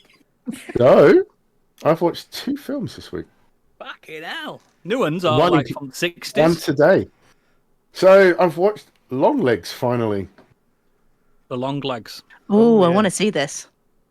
It hit I the was going to go to the streams. cinema to see this, but I went to the pub instead. Yeah, it went to streams as of yesterday. It's a 2024 American horror thriller film directed and written by Osgood Perkins, who, if you don't know, is the son of Anthony Perkins. He, a famous psycho. Yeah, I know And that. stars Micah Monroe, Nicolas Cage, Blair Underwood, and Alicia Witt, to name a few. Before you talk about this film, I've been told not to research anything about this film, so are you just going to spoil that for everyone now? Yeah, try to do it without spoiling anything because I've heard it's. I've So- been told not to talk about it at all. So it's set in the 1990s, and it follows an FBI Oh, okay. agent tasked with tracking down an occultist serial killer responsible for murdering multiple families throughout the state of Oregon. She seems to have some sort of psychic abilities, which is referenced very early in the film, and then the rest of the film will sort of explain that. The only thing I can really mention is that this is clearly inspired by things like Silence of the Lambs, Seven, Zodiac, and any sort of serial killer type story. There's a lot of influences here, and it's for the right reasons. It's obviously with Osgood Perkins having being sort of family influenced by that as well. It's like a love letter to all those sort of things. It's very dark. It's very trippy in a lot of ways. And a lot of people, the sort of trailer makes it feel very Silence of the Lambsy, and I would actually say that's there, but it's a real slow burner of a movie, and it's very twisty turny, very riveting. But I think the cinematography and the acting is better than the plot. Is all I will say. Okay. Nicholas Cage. But I isn't do, it? yes, he's in Yeah. it as well. I do Spoiler recommend this to anyone that's a fan of those type of films. It's very dark. Yeah, it's really good. It's a good watch, and it is good to sort of pretty much leave it at that. Don't read any more about it. I've tried not to spoil or anything because it's a very hard thing to talk about without spoiling it. Yeah, that's what But I really liked it. I read It's a not review as with good. someone literally wrote less than you've just said now. Like, I don't want to spoil it for you. Watch it. That's what he said in the review. Yeah, but I just think just expect a slightly different film to the influences that are there. Is all I will Yeah. say. That's The that's enough. cinematography, I would say, is almost the star of the. Oh, and the sound as well. I just think, yeah, it's definitely an experience watching that film. Is what I will say. Okay. Into it. But the other film that I do want to talk about is Kill. I'm Kill. sorry about the sort of the slightly dark themes Kill? that are running through this. Are but- you having a bad week, mate? Are you okay? Yeah. Kill is a 2024 Indian Hindi language action thriller. Film directed by Nikhil Nagesh Bhatt and produced by Karan Johar, Guneet Monga, Apurva Mehta, and Achin Jain under the Dharma Productions and Sikya Entertainment. You know. It's inspired by true events, Bart has said in an interview that the film is inspired by a real life train robbery he experienced back in '95, and it stars Lakshya in his feature film debut with Raghav Juyal, Ashish Vijayathi, Harsh Chijaya, Tanya Manikatala, and Abhishek Chauhan. And I'm sorry if I've mispronounced any of those. I think you got them all right. What a week for you to bring. Tell me about it. So basically, the premise is Amit Rathod is an NSG commando who, upon learning that his girlfriend Talika is engaged against her will, boards a new Delhi-bound train with her in a quest to stop the arranged marriage. When a gang of knife-wielding bandits led by a psychopath Fanny begins to terrorize the passengers on the train, Amrit and his friends... Say that again? Begins to terrorize the passengers on the train. The psychopath. What's the word after psychopath? What? His name is Fanny. F-A-N-I. Oh, I thought you were calling him a Fanny. Psychopathic Fanny. Amrit and his friend Viresh title. take on the bandits to save the passengers, and a brutal fight ensues. This is basically Die Hard, The Raid, and a little sprinkle of Train to Busan. It's incredible choreography, really great acting from the main cast, whether it's the chemistry between the romantic couple, the friendship between the two heroes, or the bickering between the families of the bandits, whilst also pointing out the subtle differences between the classes. So basically, whilst they're on board this train, some bandits also are on the train.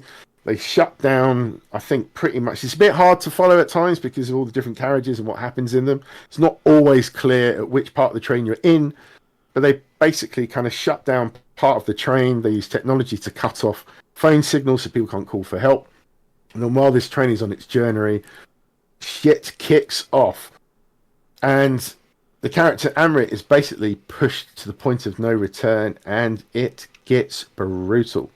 And it very much reminded me of The Raid, but it is excellent. It is so good, really exciting. Even when no one's safe, no character is safe in this, trust me. And yeah, it's a really, really great film. Really I'm exciting. looking at the main guy now on the front cover of it. He is handsome. He's hot, yeah. I mean, he comes hot. from apparently some TV stuff, so this is his first feature film. And he's really good as the he looks the main guy. He's nearly as buff as Stig. Nearly. But yeah, the fighting in the train is fantastic. Excellent use of the tight environment.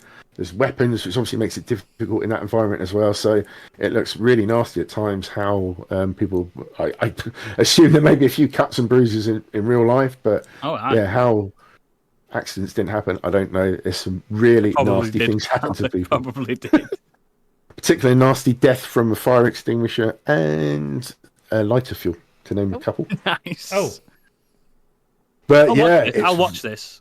Really exciting. If you're a massive fan of The Raid, and it's got the setup like Die Hard, guy out of his depth in the sense of it's what's actually kicking off on the train is really, really Raid, well come out done. to the train, have a few drinks, have a few laughs. But yeah, it's really good, and the even the bandits as well. You kind of feel when some of the bandits get taken out as well because you feel sorry for the bandits because they're like a lot of family relations are involved in this. They're sort of like a family of bandits, different people of different connections, and even they get upset and they feel like they're out of their depth and they need to all get off the train. And yeah, it's really, really good. Is he better than Cobra Kai? Fuck yeah. But liar. If you remember when Stig reviewed RRR, and like how what you mean when he blew up in India? If you remember how good that film is, well, this is since then Stig's been the right Sultan. up there. He has. We still get comments now Not from entirely YouTube sure about, it works that way. I don't know how it works, but it works. He's now the king of India. Yeah, I love this. I thought this was a great film. Really action oriented. I'm into it, mate. I will. Yeah, excellent. Highly recommended. Kill. It's called Kill, not The Kill, isn't it? Kill. Yep. No, the Kill is that song by 30 Seconds to Mars. Which we don't recommend. No, we do not. I like it. Of course you do. Of course you fucking do. Annoyingly good. You've been doing this fun-filled week. A couple of things. So, one of them was I finally launched my YouTube channel, which I've been trying to do for the last 8 months. He's always fucking selling. Yeah, I'm selling me. We've sold 3 copies of his book tonight, by the way. Yeah, thank you. I'm making mint. So I started Gadget on Gaming, which is my video essay channel. And I put my first video up, which was about Armored Core 6 Fires of the Rubicon, because I clearly haven't talked about that game enough. And your next one's about Dead or Alive Extreme Volleyball? I believe. No, it's about EVE Online. Same thing. It's Very really similar not. games. I think it has a bit of a crossover audience, but no, it's not the same I thing. definitely don't. The kind of people who don't leave basements. It was a really interesting experience writing a video essay. It was 26 pages of commentary I wrote, and then realised I had 40 hours of gameplay footage to edit down to 2 hours long. It's taken me months. It was Do you know very what I soothing noticed? to listen to. Well, Yeah, thank you. he's got a beautiful voice. I mean, that's why he was king of call centres back in the day. But do you know what I did notice? Your consistency with your video was you stuck to your yellow paint on your mech. So it made it easier for people that have not for someone like me that's used to that game, but someone that isn't used to that game. You could continuously follow Raven. And I thought that was a really smart little move that you did. I don't know if you did it intentionally, but it made it really engaging to watch. It wasn't intentional for the sake of the video. It was intentional for me. So you know that you were you. Well, yeah, because I'm colorblind. So that's what I thought. Some of the boss fights are proper particle effect spam. You're insane. And it was the Sea Spider boss fight, which that one got me to right. I can't have kind of grey mechs because I can't see it with all the coral fire. That's the first gate for me in that game. I literally just found a bright yellow color for my mech, and ever since then my mech's been yellow. Your mech looked like you were sponsored by Cat. Yeah, the construction brand. But it meant in the fights I could see the fucker, so that's all that was it looked important. Good. It was consistent all the way through it. Yeah, because I watched the whole thing. 2 hours of beauty. That's what it was. Thank you, Jack. Jack James said, I would love to do a video essay channel. Can't wait to watch yours. I didn't realize it already launched. Yes, it launched yesterday. So, Jack, it's sensational. I watched it before bed, and I had dreams about it. I've told Gadget about it. I had dreams about it. It got in my head. It makes me feel awkward when you have dreams about me. You keep telling me about them when they're filthy. That said, it is the kind of channel, and I don't mean it in a disrespectful way, but I mean it in the most loving way. Though. I could absolutely go to bed and fall asleep listening. Because it's very calm and very soothing and informative. What Gadget does in that, and I'm not saying you tone down how you speak or anything but you don't talk like you do on this podcast because you're not talking to us. You're not having a conversation. It's me telephone. It's a deliberate, elevated Geordie accent, and it's very soothing on the ears. And to be fair, Candy, I go to bed listening to video essays, so I've curated. You knew what I knew what I wanted to do. I also have curated a playlist of ones where they talk about the game. They don't necessarily have all the gunfire happening because that does tend to wake you up. So that's out now. So the channel's called Gadget on Gaming, and the video is Armored Core 6 Fires of Rubicon 1 year later. Because every single one of you in this chat and every single one of you that listens to this in the future, subscribe right now. We'll wait. Thank you. Yes, thank you. But the main thing that I did, because we had to do something new, I watched one of those films that's terrible, but I had a good time with it. Not a Candy film. Not like Bloodfart. Not like Bloodfart. This one's one where, when you break it down, objectively look at it, nothing's good in it. I know what you're saying. But I had a good time with it. So I watched Jackpot, which is a new film on Amazon Prime. That was another one that I'd heard about. You don't have to watch The Union, just watch Jackpot instead by the sounds of things. So Jackpot is a brand new film. It only came out this week. It's directed by, you'll tell by the director that it's not going to be good because it's directed by Uwe Boll. No, Paul Feig. Oh no! Him of Ghostbusters 2016 fame. Yes, still love that. It stars. I think he did Spy. Spy's great. True, yeah. Spy is good, actually. Shit. He did do Aquafina. It stars Aquafina, John Cena, and Simu Liu. Oh. And this is so. You know how I like my dystopian films? Yeah, dystopian. Yeah, I've never encountered a dystopian comedy. They don't exist. This one. So, the film is set in the near future. Apparently in 2026, we're due for a massive global recession. which cripples the world. It's not like we haven't lived through 3 of them already, but okay. But apparently this one is so bad that in 2030, the financially desperate government of California creates the deadly Grand Lottery. So each lottery day, the winner must survive until sundown. Anyone with a losing ticket can kill the winner to claim the multi-million-dollar prize instead, but no one's allowed to use guns. Why am I fucking intrigued? Yeah. And you're not allowed to kill other contestants. Yeah. You can only kill the winner. And you're it's telling legal. me John Cena's in this? John Cena's in this. I'm so in. So, I mean, the opening sequence that kind of gives you the explanation of it actually has Sean William Scott as a winner. So it's nice to see him getting some work. I thought you were dead. Well, he's doing this. His career is. So John Cena plays...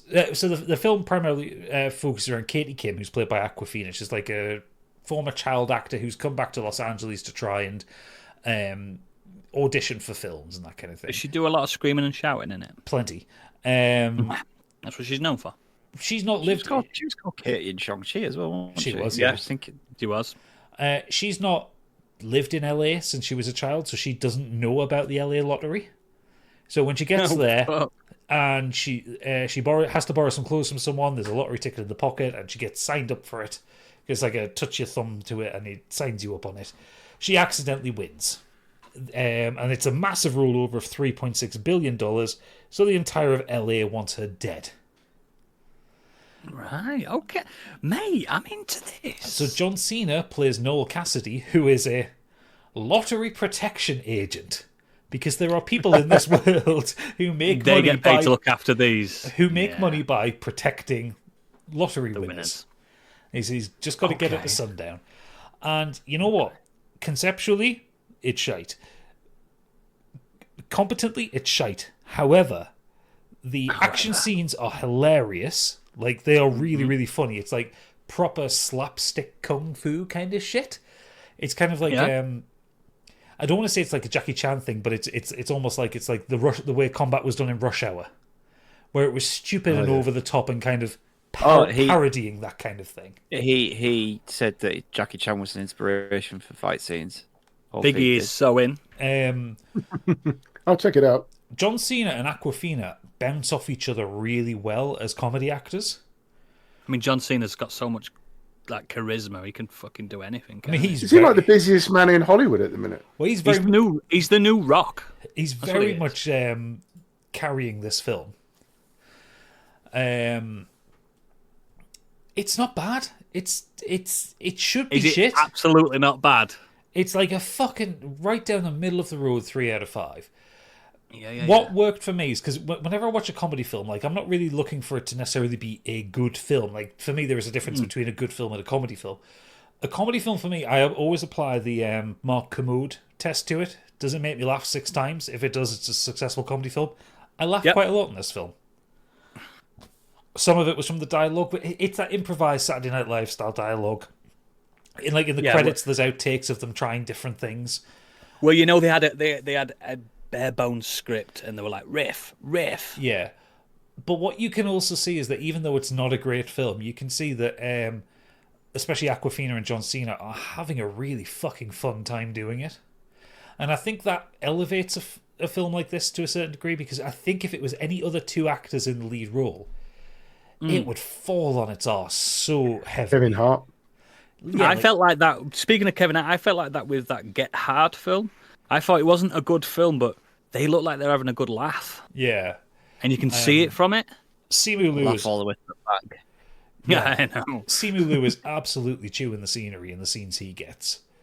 He's good anyway, isn't he? The combat, like I say, is really funny. There's a great scene when she's just won the lottery at the beginning, which she's like running away from some people who were at her audition. And she accidentally runs into a martial arts studio, so she's having to survive these martial artists trying to kill her. And when John Cena falls through the ceiling and starts kicking ass, things get mental. There's a lot of crotch shots, but it's non-gender specific crotch shots. There's a few women that get whacked between the legs, which is quite funny. Okay. So, yeah, it's fine. It's on Amazon Prime. If you've got Prime, it doesn't cost you anything to watch it. It's also not very long. It's 90 minutes long. That's always nice. The biggest downside for the film, though, it does have Machine Gun Kelly in it playing himself. Oh. And one, he's not a good actor, and two, his existence just offends me. He was good as Tommy Lee, but I understand the offence of him in particular. Is he a bad person in real? I don't really. I know he's a musician, isn't he? And He's barely a married. musician. He's married to Thingy Fox, Megan Fox. Bit of an oddball. Is he just a weirdo? Like, offensive. Yeah. okay, people He don't was on like Bad him. Friends recently. It was like fine. Yeah, That's okay. cool. We'll get him on the show. Soon but we can. yeah, if you've got 90 minutes to kill and you can't, this is one of those films that if you can't think of anything better, it's a fun watch. I enjoyed it, and I think the concept as well. It's like, it's Interesting, isn't it? yeah, it's kind of like a comedic version of The Running Man, I guess. It sounds like what's his name that does the Running Man and that. What's the author that made it originally? Oh, now you're asking. Richard something, wasn't it? Richard. Someone will know. Masterson? Something? Matheson? James Matheson. Heinlein, Richard Heinlein. There you go. Thank you, Kieran. Richard Heinlein. Thank you, Kieran. Yeah, it sounds like that kind of thing that they do where the book version would be all like gritty and stuff, and then they just do a little Robert film Heinlein. where it's like, there you go. Nerd! Yeah, Northman Rob says, must admit, that's not how I saw your review, and Gadget, fair enough, person didn't like it. Yeah, like, it's objectively not a good film. Sometimes these films, it depends what mood you're physically in. Yeah, but like I say, it beat the 6 laugh thing, so there is a load of shite in it, don't get me wrong, but it's a fine way to spend 90 minutes. And when the actors in it are charismatic, they can carry it a little bit, can't they? Regardless if it's a 5 out of 10 film or a 3 out of 5 film. Like I say, if you tried to put any other actors in the lead role, it would fall on its arse. I think, with The Union, Matt Wahlberg is not charismatic in any way. No, like it works very specifically because Awkwafina and John Cena seem to get on really fucking well. Yeah, she seems like a lovely person anyway. Like I've seen her in interviews, and she just seems like a laugh. Yeah, with a foul mouth. Mm-hmm. Yeah, and John Cena just absolute gent, isn't he? He's an absolute performer. I really like John Cena. Yeah, I like him too, and he seems like a really nice bloke. Yeah, he does. He seems like a lovely bloke. Lovely bloke. Excellent. What a week we've had. Chat, or anyone, do we have any feedback? I'll give you a few moments, chat, but if we have some feedback that's all been written in, we'll go to that first. We do have. Get your questions ready. We do have a handful of written in feedback, so Mike Holstetter said, sorry I can't make it to the stream, I'm away on holiday, but you guys have had such an impact on my mental health, whether it's getting me into Dungeons & Dragons, or finding new media, or just chatting with you in the socials. Congratulations on 200 episodes, love you guys. The idea that a holiday can get in way of watching this. They've got internet abroad, haven't they, these days? Some places have, yeah. Yeah. I don't understand that reasoning. Thank you, and you're welcome. Yes, thank you very much. Friend of the pod, enemy of Oodles, Monk's Boy's written in. Yeah, for fuck's sake. Good evening, moderate excuses. Firstly, Oodles, you're a retwat for getting the dates wrong when first announcing this live event. I'm currently sitting in a garden listening to metal covers of cheesy pop songs, and as such, I'm not watching live, so once again, Oodles, you're the worst kind of cunt. A useless one. Yeah. They've got internet in the garden, haven't they? Did I get it wrong? Probably did. Yeah, about, I think 2 weeks ago or something, whenever we first announced this, he said it was on the 25th, not the 24th. I actually think that was me. No, I'll take it, Stig. I can take it from that prick. I can take it. Now, on to what I actually want to say. Well done on reaching 200 shows, people. From the early days of 3 hours pods not being enough, some slightly dodgy characters that we don't need to mention, Stig getting, stigged, the marvellous attempt on reading a book, and who can forget the episode where everyone put on bald caps and beards to trick Oodle? Oh wait, that's just his -5 to natural perception and intelligence. Fucking dick. And yet, despite some dodgy choices of the best drinks and snacks and some weird stand-in hosts, I will forever be a loyal listener. Fuck knows why, it's fuck knows why. It's 2 hours a week I don't get back just to listen to Biggie say he's done out. But seriously, it's an achievement to still be going 4 years after you all decided you had too much free time during COVID, and I loved every minute. Oh, and one more thing. On Monday the 26th, the actual date, not a half-assed attempt at remembering, I will be leaving my long-loved job and show at Deal Radio, and this means it will be slightly more difficult for me to record the oh-so-loved jingles that I make for this very podcast. He does. From now on, all jingles will come with a fee. Well, more of a punishment for Oodles because he's my mortal nemesis and he must suffer.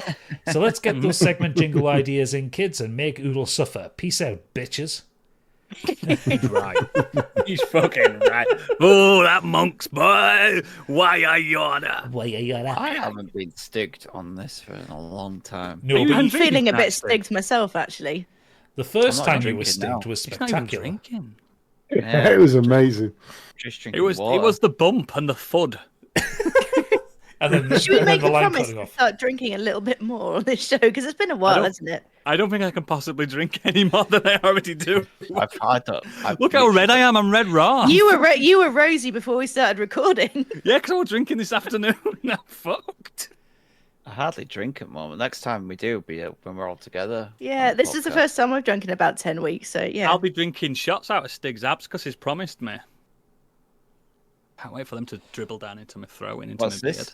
Tigerland said Stig did the same at mine. He was dead.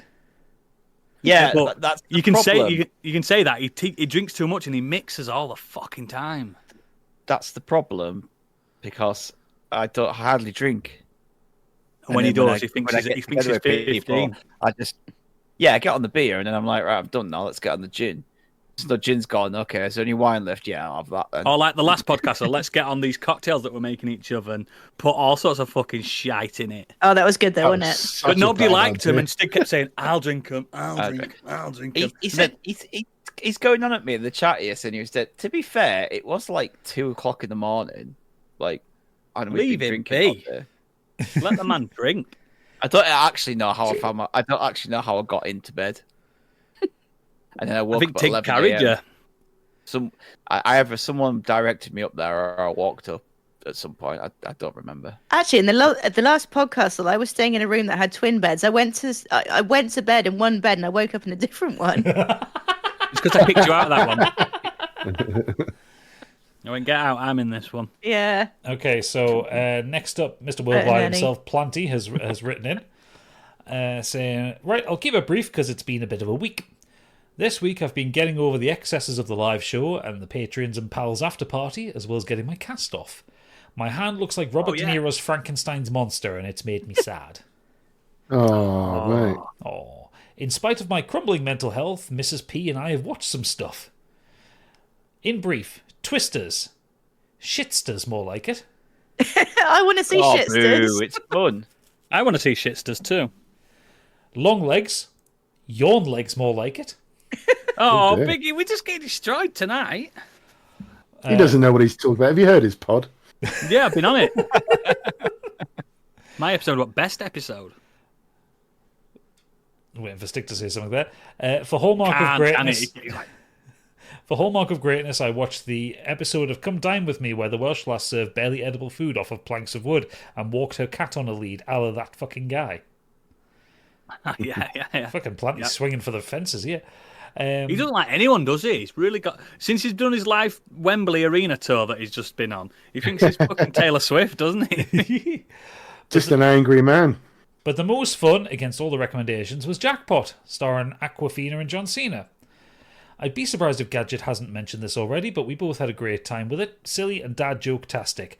Like spending 90 minutes with John, but a lot less complaining about his bad back. 3 out of 5 Love because John so much. 3 out of 5 because Cena is always fun, and I really needed something not grim this week. Anyway, Yeah. gotta go. I've got to rip off The Purge, Enter the Dragon, and John Wick for a few quid off Amazon. Toodles. Yeah, cool. He's a good lad, Planty. I like him. is. I think I fancy him a little bit. He gives good cuddles. I bet he does, and I missed out, didn't I? You did. You should have fucking Host. He hosts I was a good. He hosts very Go on. well. He lubricates. he's him and his done wife it for a long lubricate me time. very, very much. Yeah. He provides a lot of alcohol. Yep. Oh, you mean host as in hosts a drink? Yeah. Yeah. Not host a podcast. I thought you were reviewing his podcastery then. No, I was going to say I've heard about this hosting. It must be Yeah, good. yeah. It's reached these shores. And she brought up me wine. And then when that ran out, she brought me more wine. Then when that ran out, we just let Planty come to the next podcast. Well, fuck it, let him come. Can we? Yeah, I'd be well up for that. If he wants to pay, he everyone can come. Everyone can come. You're all invited, but you've all got to pay. Right, Is that now a verbal contract? Right, last up before Whatever I say when I'm drunk is not holding. last up before we go to the chat, Best Boy Kurt Lewin says, congratulations on hitting the big 200. It's been a blast. I love the regular episodes, but you've hit it out the park with your Kenny Potter and X-Men series, which I've loved listening to and watching the films alongside. Here's to many more. I am the director of those. This week I finished Kunitsugami, the Path of the Goddess. As far as I'm concerned, this is another Capcom classic and currently sits as my third favourite game of the year. The mix between action and tower defense is so unique and it works really well. It's a very satisfying game to play and offers a great challenge, particularly towards the end. I always think with tower defense games that they can get a bit one note after a while, but that wasn't the case here, as the game always comes up with new ways to challenge you with a variety of scenarios and boss battles. My only complaint was some of the bosses were a bit duff, particularly the last one, and that repairing of the villages you have to do between stages to get upgrade points is boring and time consuming, and so it doesn't add anything to the game. But other than that, I suggest you try it. On the back of Kurt, he mentioned it over the week as well. I bought that today. I haven't played it yet. It's on Game Pass. I need to give it a shot. What is Game Pass? What is Game Pass? A beautiful service that only beautiful people have. That's why me and Biggie, the ugly boys, don't have it. Exactly. Whoa. He goes on to say, I also regretfully watched Alien vs. Predator Requiem, which is one of the worst films I've ever seen. Why did you do this? Completionist completing his Alien run, isn't he? Yeah. Platinumed it. But the thing is, he's going to then dovetail into a Predator run after this. Predator's got more hits. No, it hasn't. No, it doesn't. It's got two good films. It's got two good films, hasn't it? And one alright one. Predator 2's got charm about it, isn't it? Yeah, that's the alright one. Predator 2's the sweatiest film I've ever seen in my life. Oh, yeah, it's sweaty. Predator and Prey are the only ones that are like really genuinely, really fucking good. Two's still worth it. My biggest takeaway from it was, why was everything so dark? Everyone said that when it came out. It was like they didn't have the budget for lighting or light bulbs. They didn't. Just awful. And I think this is the first half-star rating I've given on Letterboxd. And now It truly deserves that half star. Now I just have Alien Romulus to watch. At least it's going to be like ending on a high, isn't it? Yeah, Rather than it's significantly higher than Alien vs. Predator Requiem. And now, Kurt, you know why we say anything with a subtitle of Requiem is bad. Yeah. Just before you move on, Candy, have you seen Alien vs. Predator Requiem? Oh God, years and years ago. She loves it. And I can't remember. I'll watch it again though. I probably will love it. That's the one with the Predalien, right? Yeah, the Predator Alien. Yeah, I've seen it. Do you know what I saw? When it gets all them women pregnant. Oh, I don't remember that bit. Yeah. I've seen a dodgy version on my like 12-inch laptop. Best way to watch it.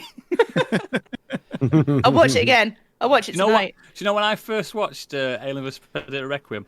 On my mate's Zune that he had. A Zune. I think that's what the director intended, to watch it on a Zune.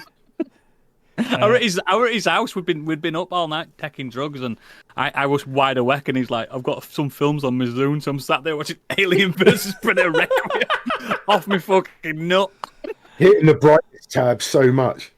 There weren't a brightness tab on a fucking Zune. You had to live with it. He finishes off saying, finally I've been watching Gadget's Armored Core 6 video, which was thoroughly enjoyable.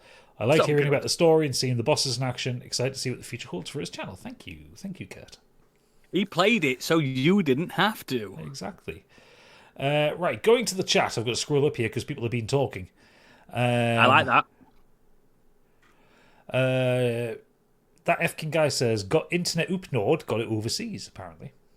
Oh, yeah. Yeah. Yeah, definitely. Zeno says, I wasn't asked to write any feedback in. I presumed you do it live on air. We are. You were. I was. I saw it. They said. Picture on thing up today. I've started playing Cyberpunk 2077 and I'm greatly enjoying the Netrunner playstyle. In unrelated news, a huge number of Night City's gang members have non-fatally caught fire and collapsed. I'm sure it's fine. I'm sure. It's a good game. I haven't done a Netrunner run either. They've also been dropping in questions as well as feedback, so we're just going to go through the questions as well. Yeah. You only have one music artist / band for all time at the expense of others. Who do you choose? Oh, fuck. So that again, Ghost. you only get one band ever to listen to. For the rest of time. Queen. Rolling Stones. I know it's a stock answer, but I love Not the Prince. Stones. No, I think Stones have got something for every invite. Prince is for shagging, mate. Pink Floyd. Stones have got everything. Every genre. Never been massively into them. I go Queen. Pink Floyd. Queen's solid. We all agree the Chili Peppers. Chili Peppers. Mate, I don't want to live in your world. California! I don't want to. No, it's the Stones, mate. It's perfect for every situation. Barbecue, Stones. Pub, Stones. You know what I mean? It just keeps going. Butchers, Stones. Chippy, Stones. It just works. Funeral parlor, Stones. Stones, mate. It works. Well, I mean, every time you have a funeral, just play Sympathy for the Devil. Exactly. I'll pay you black. Who gives a fuck? Can't get no satisfaction Exactly. That's you in bed. at the funeral. Wow, There's something for everyone. that was quick. That's what she said. Hey! Tig has said, which host would win the current Tory election? Biggie. Biggie. No, it's Reform. Yeah, he is. Unfortunately, I think it'd be me. Yeah, I where mean, you do live. live in a very Tory area. Yeah. Yeah. Whose constituency is it again? Stig, just so everyone knows. It's a Sunak. Mr. Gadget will Sunak. win based on the indeed. debates. Oh, Gadget then. Yeah, Gadget. But Gadget No. is probably the most left wing out of all of us. gonna say. He's that left wing. He's gone back round again. He's double left wing. Spun around it twice. He's got two wings like that. Actually, no, I secretly think it would be Candy. Should go for the girl vote. Yeah. No, I'd be the monster looting ravey party. Or one of those. The monster looting raving party. There's the episode title. Yeah, you would. I don't even think they have a political leaning, do they? They're just insane. Yeah. There's a guy outside our polling booth with a big, cuddly tiger, just dressed all in colours and weird hats. I like him. I like him. So carrying on, Golightly86 says, "Hi all, sorry I'm 2 hours late. I've been working. I hope you're all good. We are all good. Candy's pissed. Cheers. I'm pretty pissed as well. Tiger Lion says, going back to Stig dying at his place, he says, Stig, you slept through the entire Women's World Cup final. Sleep through the entire thing. He doesn't support women, you know this, Tig. He hates women. He's just resting his eyes. Always Northman, hated women. Northman Rob says, this week my wife and I have been watching a show called From. I don't think I've written in about this before. It's a supernatural show where people from around the USA find themselves trapped in a small town where the only road loops back on itself, sending people back into town. At night, supernatural beings come out and looking like old-timey milkmen, nurses, etc., and hunt down the residents. These residents are protected by talismans hanging off the walls of their houses. Is this Silent Hill? It sounds like Silent Hill, doesn't it? Yeah, it does have a Silent Hill vibe to it. It's an interesting concept and something fresh. I also realised if I press enter on Twitch, it doesn't start a new paragraph. Either way, give it a watch. I love that man so much. That F King guy, in response to something Planty said, was it something Planty said? I'd never see my cats again if they were off lead. They ain't bright. Yeah. Fair play. Kieran has said, ooh, good question. What's the sweatiest film?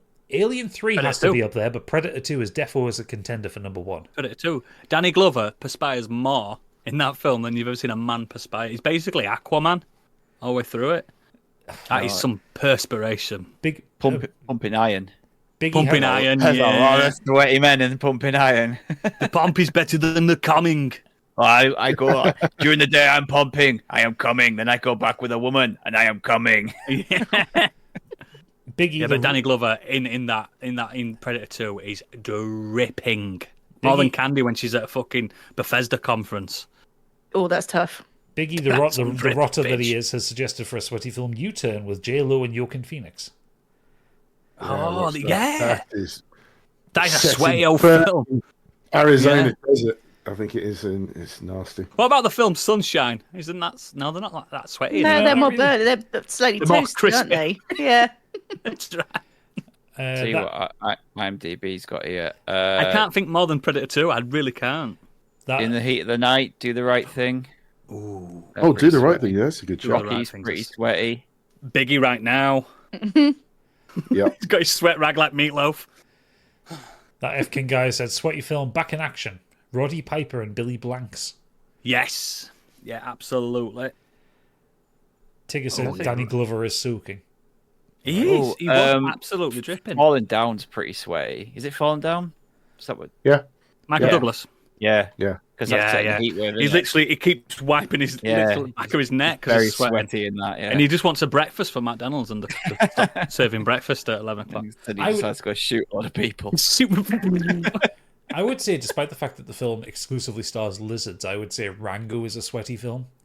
You feel It sweaty looks watching sweaty, it. doesn't it? does. Yeah, I agree with you, mate. I agree with you. And No, like, I think it's a dry heat. yeah, do you? Yeah. Desert. Um, It's a dry heat. What about 52 Man Cream Pie? That's quite sweaty. Isn't that biggie? Fight Club is sweaty. Fight Club is sweaty. No shirts, and you have to fight on your first night, don't you? You know, but also just everyone has a general sheen about them throughout the film. Yeah. I mean, sweaty should have been a genre, shouldn't it? Like Should be an Like, Oscar for the best sweat in a film. like Flashdance and films like that. Like, Just does Magic Mike count as sweaty, or is that more baby oh oil? yeah. Oh, That's the first greasy. one, very sweaty. Yeah, greasy. I love it. Kieran has said quote, despite the fact that the film exclusively stars lizards, end quote, too long for an episode title because that made me piss myself laughing. That's what we were you're going to call. We were going to call Scorched Sheep that, but we decided against it. Last question that we have from Nimrod Hicks: Gravy, yes or no? Yes. Yes. No. Yes. Oh, Candy Ugh. is sacked. you're just everything. You're just wrong on everything, Candy, when it comes to food. I just And we no, get, I'm not can we a get a gravy definite cow. answer from the chat. Do you eat your pizza crusts? I know Tig doesn't. Does he not? He don't like carbs though. He's not a big carb guy, is he? I mean, Kinda if you've don't eat gone for a them 'cause she thinks pizza, they're there's adults. carbs involved. Kieran says crust, yes. Yes. Of course. Thank you, You Kieran. dip it in your garlic sauce. Nimrod says thanks, Candy. Yeah, the two of you can get to hell together. Candy, what's your thought on mashed potatoes? Take it all in. Tell you what, mashed potatoes with a load of wasabi in it. What Yeah, What? wasabi mash. the fuck are you talking about, you mutant? Nah, wasabi mash and a tuna steak with soy sauce and honey on it. Oh, That's fucked up, man. but no mash. I'm just not big on potato. I'm just not a potato gal. chips. I don't like mash. I don't like tater waffles. Fuck off. Nah, I I'm live not- on that stuff. It's transport. We've been through this before. It's transportation. It's It's not. not transportation. No, it's not. I'd like to really I'll eat accept that. that it's a side dish. I'd It's like not to a really main. eat that ketchup, that bottle of ketchup there, but I need chips to Yeah, transport you need it. something to. Yeah, You're a but no, fucking I don't like mutant, ketchup mate. either. Though it's brown sauce. I'm pretty sure this conversation is where Candyland came from. Transportation device. That's fucking cutlery. No, but you wouldn't take a spoon and just have a ketchup fucking Also- yogurt. You Why not? You could. Also, Candy, I can't believe you don't experience the joy of when you're drunk making a fish finger sandwich but using potato waffles as bread. Yeah. Oh, I've done that. I And think brown I'd be sauce, more that, into not that ketchup. actually. But I feel my fingers burning as I'm thinking about it. You give it a chance to cool down. Let it cool And my mouth. down. I burnt my Do you mouth know- earlier actually, but it still do hurts. you know when people say like, imagine like an alien's first day as being a human? It's candy every day. What's this? What's this? How to human? I am human. She's just Jack Skellington running around everywhere going, Exactly. What's this? What's that? Looking over Potatoes here. everywhere. Right, we've got one last question from Northman Rob. Let's do it. No, that's for the Patreon section because he's put that in the Ask Us Anything Discord. So that's not for the I don't free know what that listeners. means. That's Oh, not for the is free that not for the listeners. free ones? This is premium content he's providing us. Right then, let me get into it. As always, links to all our extracurricular activities are in the show notes. And at modern.escapism.co.uk. Please become a patron, because I am an alcoholic. I need your money. I need your money. Notice how none of us are disagreeing. Imagine how cool my funeral would be with all these crying and candy like, I'm not eating chips. It'd be so funny. If you're being cremated, it'd make a good fire. You can smoke me, Biggie. You can sniff me, Stig. You know what I mean? Snort me up. Do what you want, babies. Please, because we've got Kenny Potter, which has won many awards. We've got Too Faff, Too Curious, which is still ongoing, the longest podcast ongoing. Stop punching your mic. Consecutive. I can't help it. I am hammered. We've got Modern Escapism. We've got that and all. It's still ongoing. It's all fucking great content. And a monthly vote. Oh, so much. Come on. Gadget, sell the Patreon for a second, please, while I have a drink. £5 a month plus VAT gets you access to the extra pods. You'll get our monthly extra pod. You'll get Modern Escapism, and then whatever next film review series that we happen to do. You can do the Biggie Bundle for £7.50 a month plus VAT, which also gets you all the Score Cheap benefits as well if you like a little bit of D&D. We know because that'll be at 200 at some point, won't it? Well, it's about to end. We're only like 2 or 3 episodes off ending the first campaign, so the story's coming to a climax. Gadget literally knows what happens at the end. I've written it, I'm sad. That sneaky boy knows. So, yes, join patreon.com/Modern Escapism. Join it. You can also follow for free, and you'll just get the random updates that Stig puts on there, like the request for feedback. Yeah, look how angry he is. He's livid that you've not joined. He's furious. And he's livid that he's sober. He looks so sober. He looks unreal. He's up early. He's up early, yes. But this is usually the end of the show. But before that, you're going to get it live. And she is shitting a brick. It's time for the first ever live Candyland. No, it's not. Is it not? I did the one at Christmas. And now, what's up in Candyland?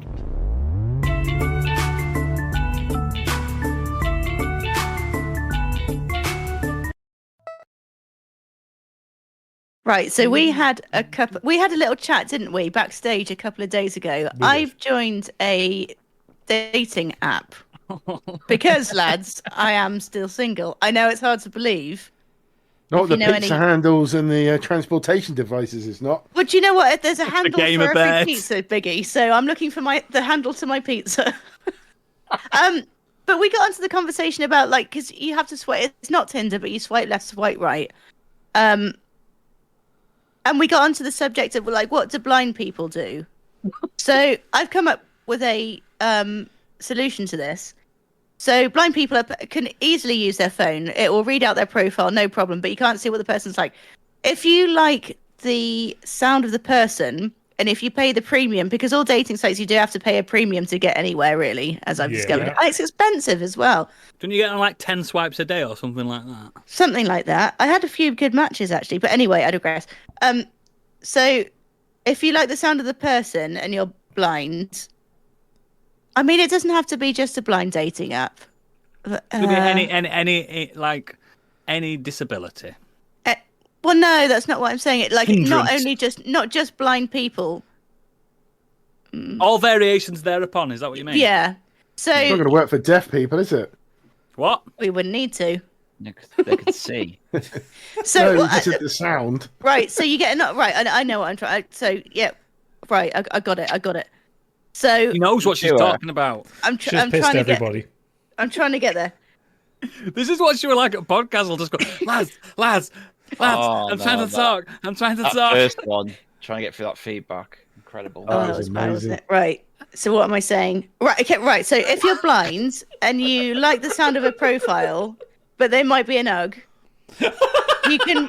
Right. If you have a 3D, right, you need a 3D printer for this, and the other person at the other end needs like a scanner or something. Oh no, I know where this is going. Are you doing the Lionel Richie hello video? Yeah.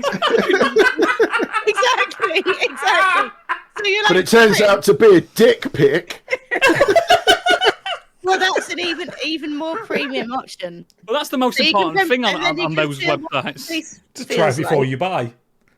Yeah, exactly. Oh, Gadget! Exactly. So I think I'm onto a bit of a winner here, or a wiener. I mean, it's inclusive. I'll give you that. Yeah. You get inclusivity points, and our head of HR, Biggie, approves. Yeah. Oh, no. What happens if you're a man looking for a woman? Then do you get a 3D print of someone's fanny? Yeah, for a flashlight. Yeah. Yeah. Stiggs just ordered two. Well, the I mean- face as well. I mean, it depends what's important to you, doesn't it? Yeah. So well, what it it's- is, it's like Hang inclusive. on, hang It's on gotta while I be the wait flashlight like with the face 2 on weeks top. while this face prints out before I can figure out whether I'm going to swipe left or right. Well, the thing is, I guess It's a if you're house blind, full of 3D printed faces someone's got. I mean, I guess if you're blind, the face isn't that important anyway. It is. Maybe just the willy. You go. Can we click that? Chat, click that. I'll Maybe click just the willy. You go on a date with a blind girl and like you walk into a house and there's just like 1,000 3D printed dicks all over the place. That's what her house looks like anyway. It is, can't confirm, I've been to her house. There's dicks everywhere. It's one cat and 10,000 dicks. It's Yeah. like that fucking dick museum in Iceland, isn't it? That fucking cocks everywhere. How do you think I hang my hoodies up? Oh, God. On schlongs. Oh, dear. I do apologise to got everyone responsibilities. watching this live, but you've just encountered what we have to put up with. Sometimes Gadget's had to edit Candyland because we were laughing so hard. There's this been a girl- few times I've cut stuff out of Candyland. Yeah, She's a it's gone on national too long. fucking treasure. But I like it. All-inclusive Tinder, basically. Yeah. Dicker. Cheers, everyone. So, again, this is normally where we'd end it, but we're going to say bye-bye to the Jack- chat. Jack We're going to say Chambers- bye-bye to the chat. Jack Chambers says, in the words of Alanis Morissette, it's like 10,000 dicks when all you need is a cat. That's all I was thinking in my head. I Yeah. was trying to figure out how to do the joke. I was like, it's 10,000. Yeah.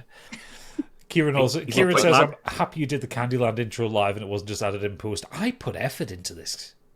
He's directed the full episode. Can we get a round of applause for Gadget on this one, please, everybody? Woo! Hicks He's says been poetic. hosting and directing. Yes, it's been a fun live. So, before we end, we'll say bye-bye to the chat. But, again, if you're listening to this, and the only way to listen to this is to become a patron, we're going into the green room soon, and we're going to end this stream and talk about how we hate you all unless you're a patron. But, chat, thank you very much for joining us on this 200th extravaganza, where we're all extremely sober. Not Stig, though. Stig's the only drunk one by the looks of it. Look how pissed yeah, he he's is. hammered. He's fucking hammered, white as a ghost. But yes, thank you very much, chat. Thank you for being here. Thank you for listening in the future as well. Thank you for being patrons. Thank you for not being patrons and just supporting us in general. Thank you to my lovely 4 staff members. I love you very much. We got this far. It's been an absolute honour and a privilege. We love you all. So, yeah, good night. Bye. Bye. Thank you, everyone. Bye.